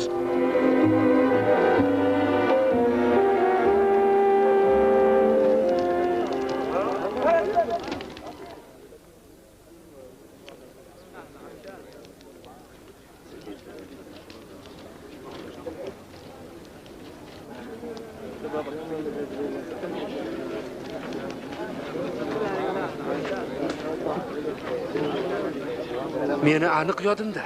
U hisoblanadi. Chunki u ham jaliliyalik. Qo'ysang-chi. Men nima deyotganingni tushunmayapman.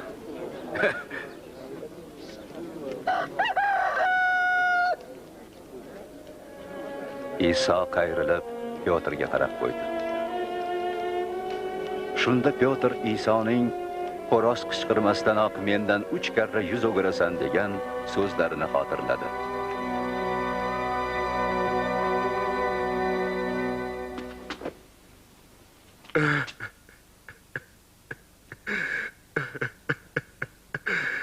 Ya Rabbi, men gunohkorni kechir. Ya Rabbi, men qanday gunoh qildim, kechirishingni iltijo qilaman. Otalarimiz so'zingni inkor qilganda sen ularni kechirar eding-ku. Hatto ulardan g'azablanganingda ham ularni halok etmading. Muhabbating va ahding haqqi ularga achinar eding. Meni o'z qo'lingda ham kechir, ya Rabbi.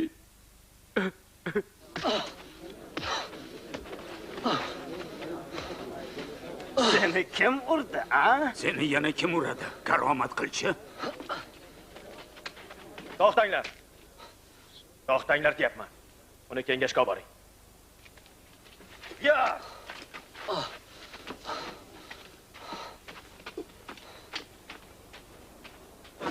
Bosh ruhoniylar kengashi Isoni so'roqlash uchun yig'ildi.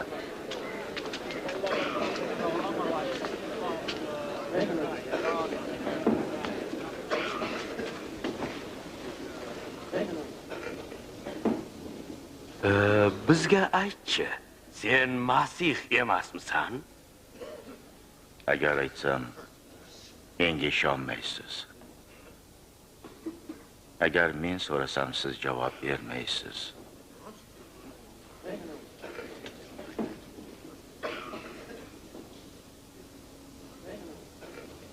Biroq bundan buyon inson o'g'li Xudo qudratini o'ng tomonida o'tirajak. Unda sen Xudoning o'g'limisan? Men deb sen aytding.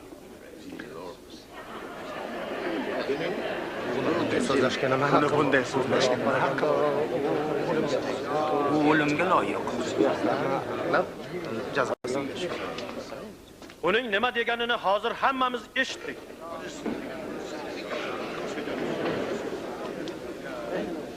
Uni pivat oldiga boramiz.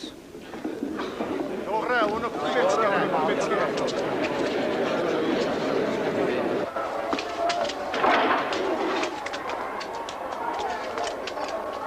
Yur.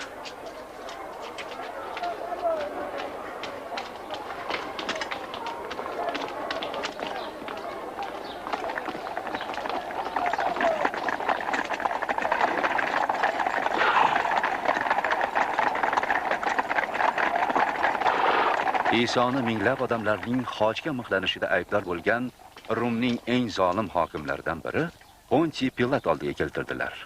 Xo'sh, bunday tong saharda mendan nima xohlaysiz? Biz xalqni yo'ldan ozdirayotgan odamni olib keldik. Bu bozorda ma'batda g'alayon ko'tardi. Unga qanday jazo beramiz? Zindonga tashlang. Men bu odamda hech qanday ayb topa olmayapman-ku. U soliqni to'lashga qarshi tashviqot qilishda va o'zini Masih shoh deb atagani uchun aybdordir. Shoh? Sen Yahudiya shohimisan? Sen aytding. U Galiliyadan boshlab hozir bu yerga keldi. Galiliyada? Galiliyalikmi? Unday bo'lsa, u bilan shoh Herod shug'ullansin. Herod hozir Quddusda-ku. Herodga olib boring.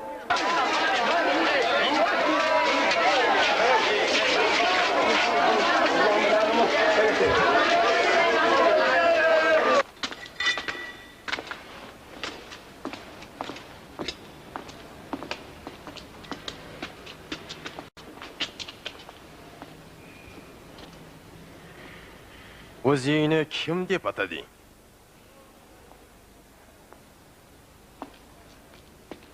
Rasullar deganing kimlar?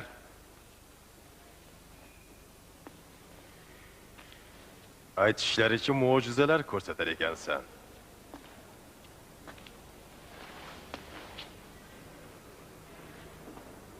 Menga birini ko'rsatchi. Shohim, u xalqni yo'ldan ozdirib, o'zini shoh deb atamoqda. Nima? Shoh?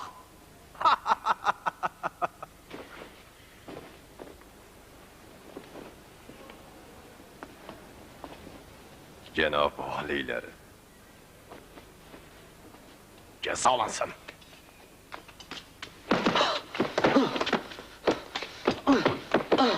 Pilatni oldiga olib boring. Bu uning viloyatidan.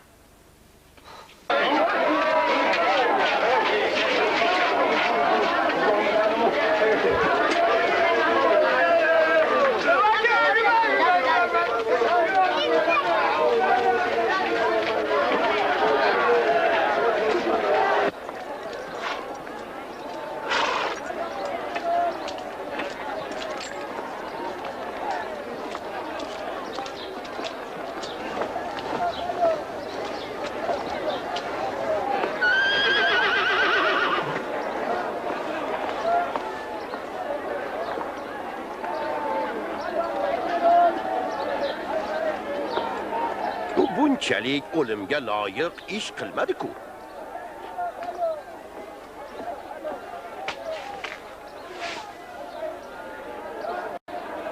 Men hozir uni qamchilatib ozod etaman. Bayram sharofati bilan sen bir mahbusni ozod etmog'ing lozim. Barabbani qo'yib yubor. Bunga esa jazo ber. Barabbani ozod qil.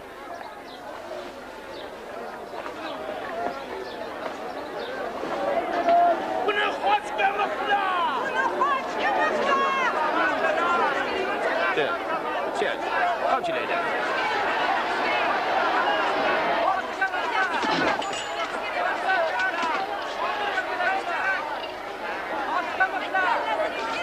Sen nimani kutyapsan, Pilat?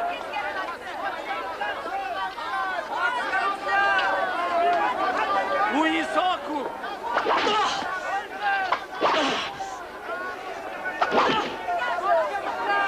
Nega uni qiynaysiz? Og'ir Masih-ku. Tinch qo'ying uni.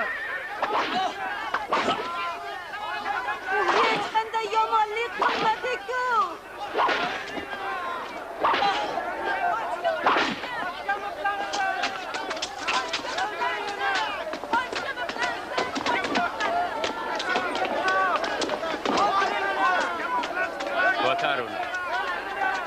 Lekin olomon Isoni xochga mixlashni qahr bilan talab etishda davom etardi. Va Pilat bosh ruhoniylarning talabi bo'yicha ular so'ragan Barabbani bo'shatib, o'z farmoni bilan Isoni o'limga hukm etishga rozi bo'ldi. Barabba esa isyon ko'targani va qotillik qilgani uchun qamalgan edi. Va shu farmon bilan Pilat Isoni xochga mixlashga hukm etdi.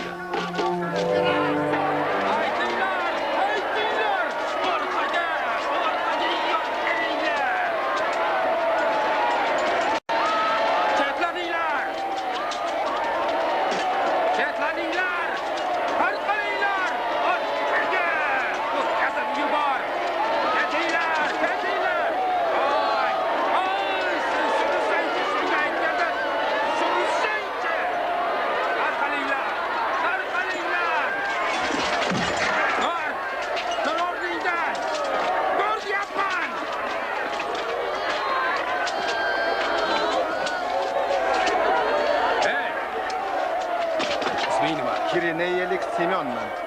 Ochni ko'tar. Qo'lni kesinglar.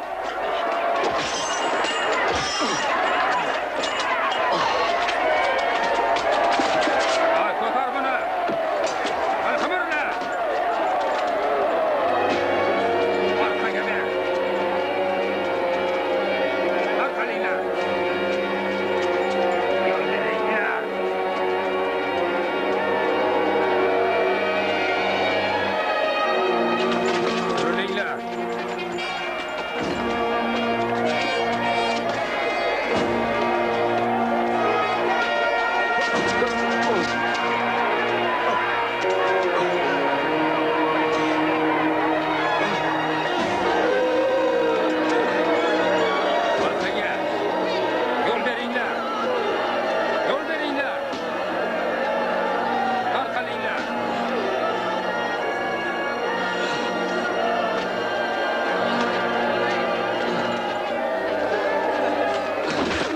Sen haqida yig'laymiz. Rabbi, ichgin buni, ich Rabbi.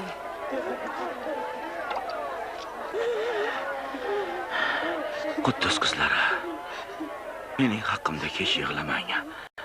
Farzandlaringiz haqida yig'lang. Agar ko'kargan daraxtni shunday qilsalar, quriganini nima qilurlar? Xudo senga najot bersin. Sen uchun ibodat qilamiz.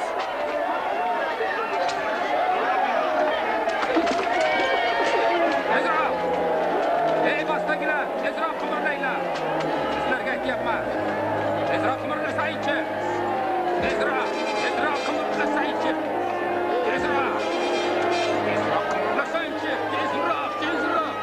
Ana yar.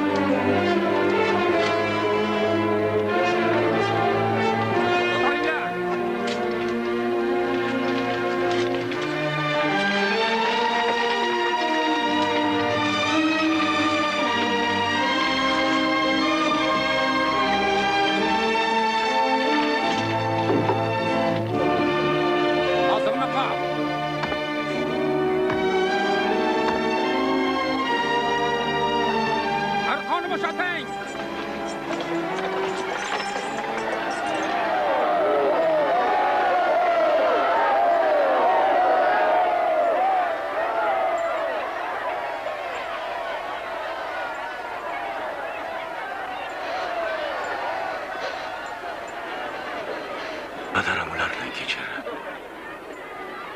Chunki ko'zlari ojizdir.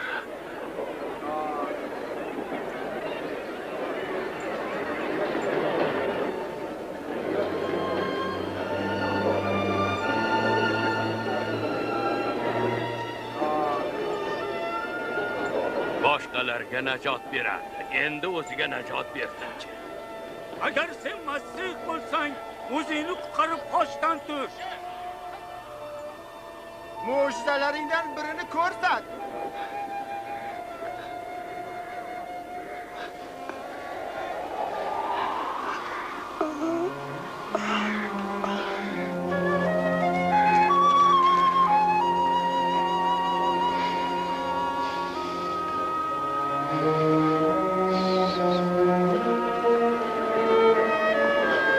Karomat qilinganidek Iso ikki qaroqchi o'rtasida xochga mixlangan edi. Shu bilan 100 yillar avval aytilgan payg'amlarni ijro etdi.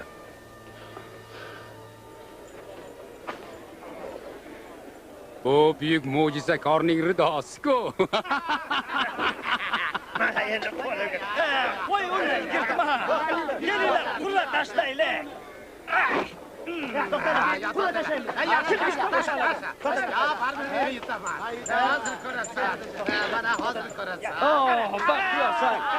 Xo'sh, sen endi buni nima qilasan?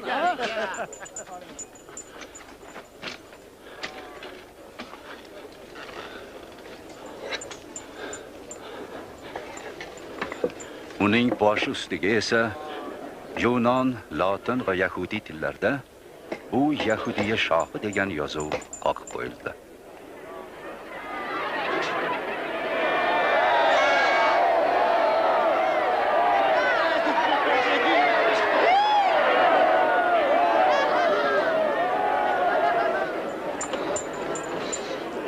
Agar Yahudiylar shohi bo'lsang, o'zingni qutqar.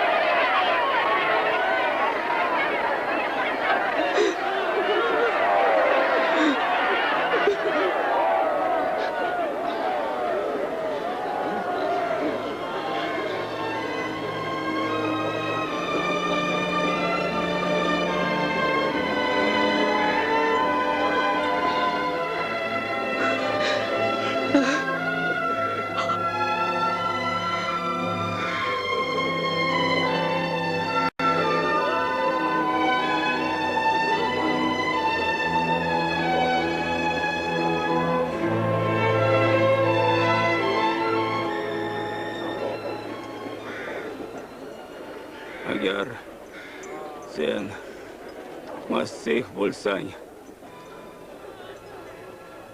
unda o'zingni va bizni qutqar. Xudodan qo'rsang-chi. U begunoh bo'la turib, senga o'xshab jazo tortmoqda-ku.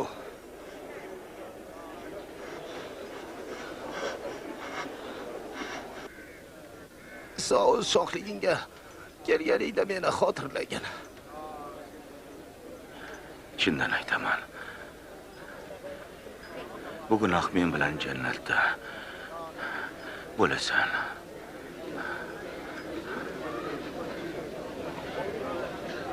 Bu tush vaqtida sodir bo'ldi. Va birdan quyosh qorayib, yer yuzini zulmat qopladi va 3 soat shunday turdi.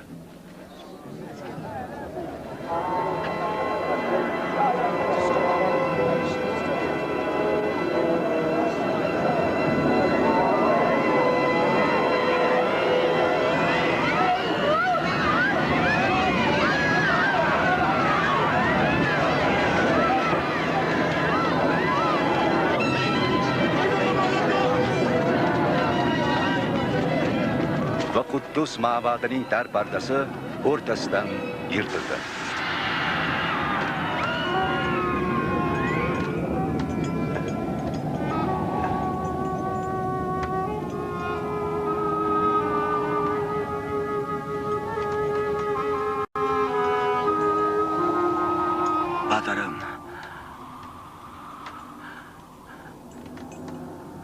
ruhimni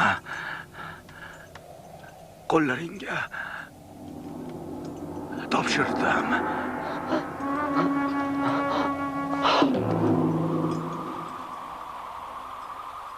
Bu shunday sodir bo'ldiki, buni ko'rgan yuzboshi Xudoni sharaflab dedi: "Ya Xudo, o'zingga shukr.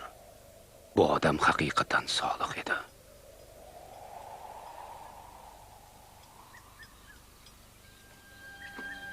Oqsoqollar kengashi a'zosi bo'lgan mehribon va taqvodor, Isoga qarshi kengashda qatnashmagan Yusuf ismli bir kimsa Pilatdan Isoning jasadini shanba kirib kelguncha dafn etishga ruxsat oldi.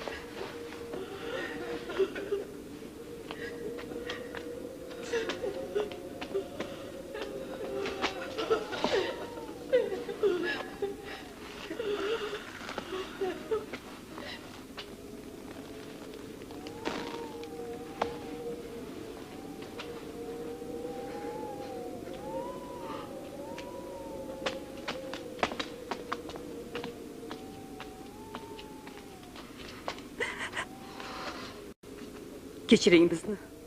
Rabbimiz jasadi ortidan keldik. Marhamat, lekin tezroq. Shanba kirib kelyapti. Tezroq.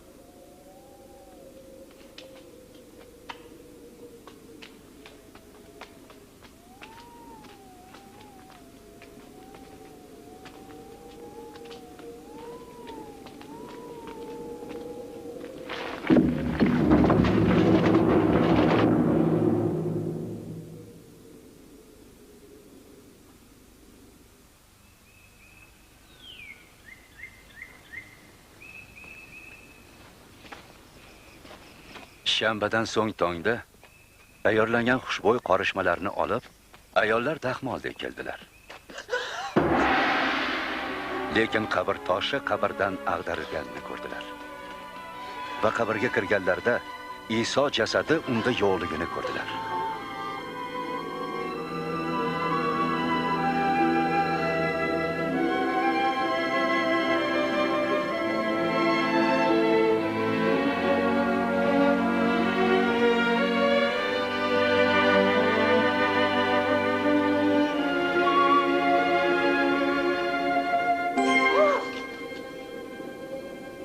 Nega barhayotni o'liklar orasidan izlaysiz?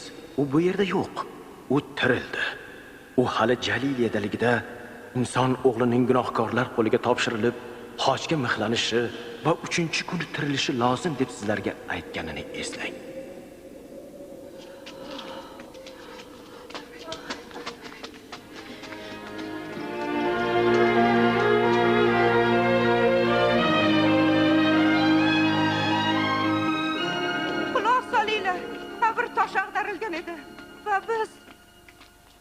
Rabbimiz jasadini undan topmadik. Nima? Jasadi yo'qmi? Bundan so'ng quyoshday porloq ikki farishta zuhur bo'lib, nechun tirikni o'liklar orasidan qidirasiz dedi. Bu rost. Ishoning bizga. Ishoning bizga. Qabr bo'sh edi. Rabbimiz jasadi unda yo'q edi. Pyotr, sen bizga ishonishing kerak.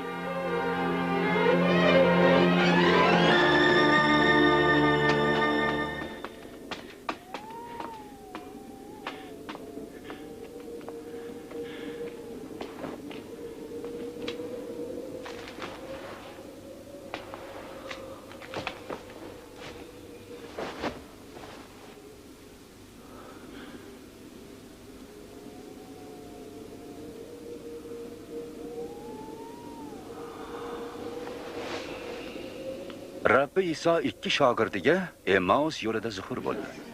Va ular hayajonda shogirdlar yoniga qaytdilar. Rabbimiz haqiqatdan tirildi. U Shimyonga zuhur bo'ldi. Biz yo'lda uni tanimadik. Non ishlatayotganida uni tanidik. Ema usta, nega u yerga bording?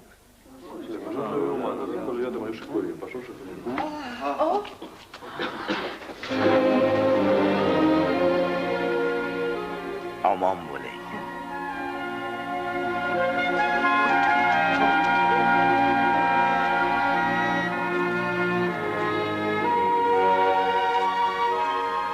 Nechun xijolatsiz? Va nega bunday o'ylarga borasiz? Qo'l oyog'imga qarang. Bu men o'zimman-ku. Tegib ko'ring va anglaysiz. Chunki ruh vujud va suyaklarga molik emas. Sizlar bilan birga bo'lganimda aytganlarim ro'yobga chiqdi. Musoning qonuni qadimgi payg'ambarlar kitoblari va Davudning zaburlarida men haqqimda Masih azob chekib o'liklardan tiriladi deb aytgani sodir bo'ldi. Va uning haqqi Quddusdan boshlab Tavba orqali hamma gunohlar kechirilishi voizlik qilinadi. Siz bunga guvohsiz. Sizga otamning ahdini yuboraman. Sizlar esa qudrat olgunga qadar Quddus shahrida sokin qolib turinglar.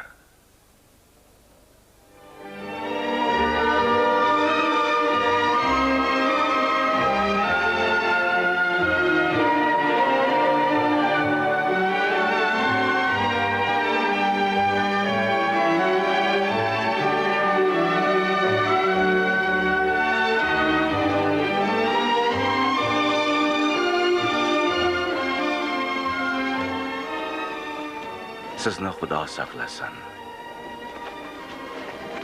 Menga yer va samoda har qanday hokimiyat berilgan. Shunday qilib boringlar va ota-o'g'il muqaddas ruh nomi uchun hamma xalqlarni suvga cho'mdiringlar.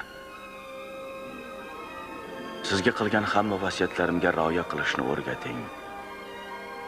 Va asrning nihoyasigacha men sizlar bilan birgaman. Amin.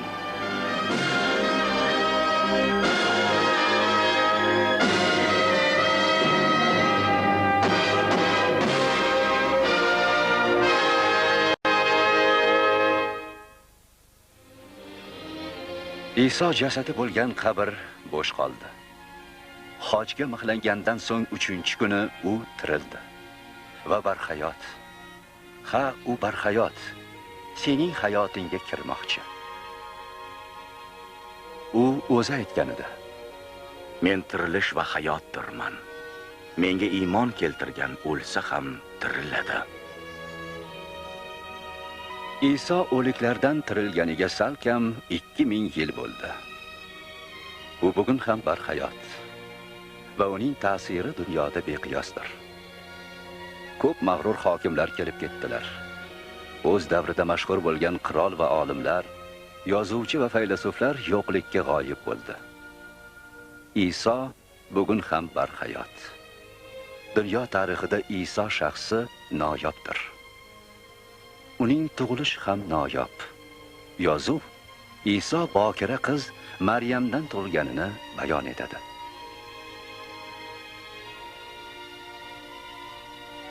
Uning hayot ham noyob. U muqaddas, gunohsiz hayot kechirdi. Yer yuzida hech kim qilmagan mo'jizalar yaratdi. Uning insonlarga bergan xushxabari ham noyob. Uni najotkor deb qabul qilganlarga muhabbat, kechirim va yangi hayot taqdim etadi. Bu da'vat har yerda barcha uni qabul qilganlarga yangi hayot va yangi umid tug'diradi.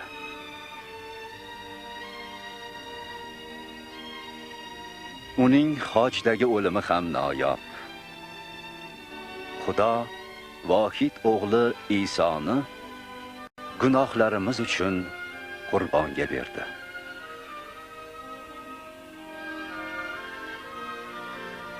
Uning tirilishi ham noyob. Uning o'limidan keyin 3-kuni eng ajoyib voqea sodir bo'ldi. Iso o'liklardan tirildi.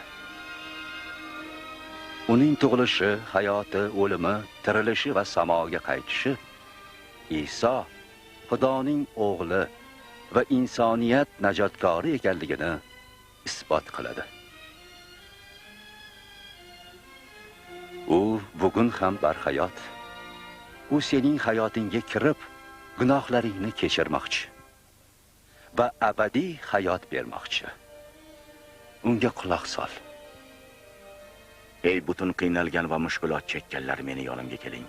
Men sizga orom beraman. Men yo'l, haqiqat va hayotdirman. Otamning yoniga bormoqchi bo'lganlar faqat men orqali bora oladilar.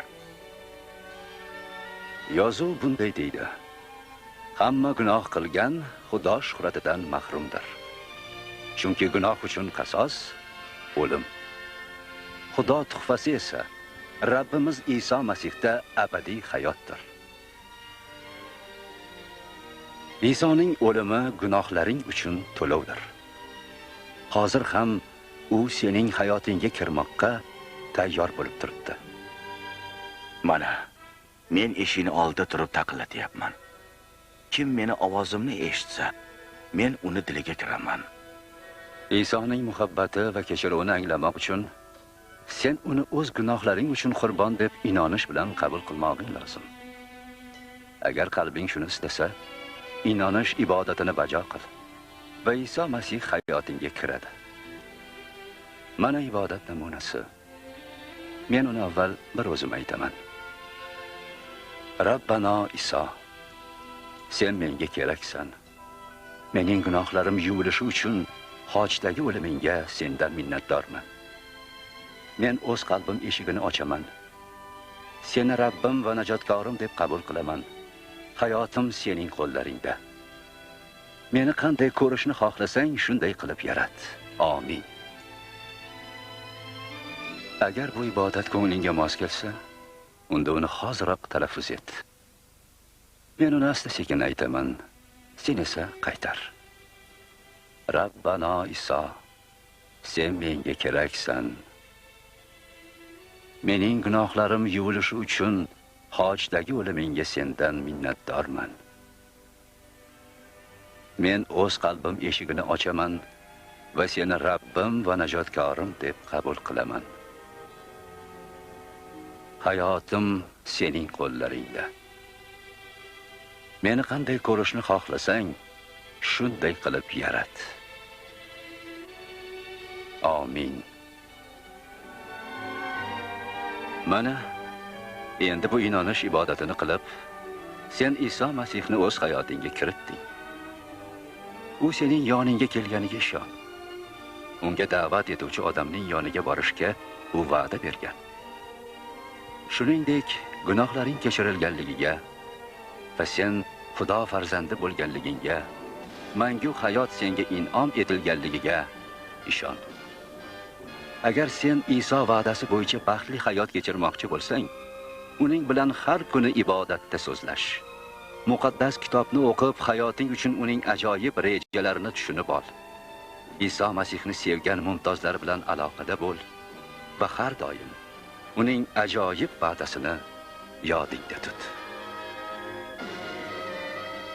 Men seni hech qachon tark etmayman va shuning uchun dunyoning oxiriga qadar men doimo sen bilan bo'laman.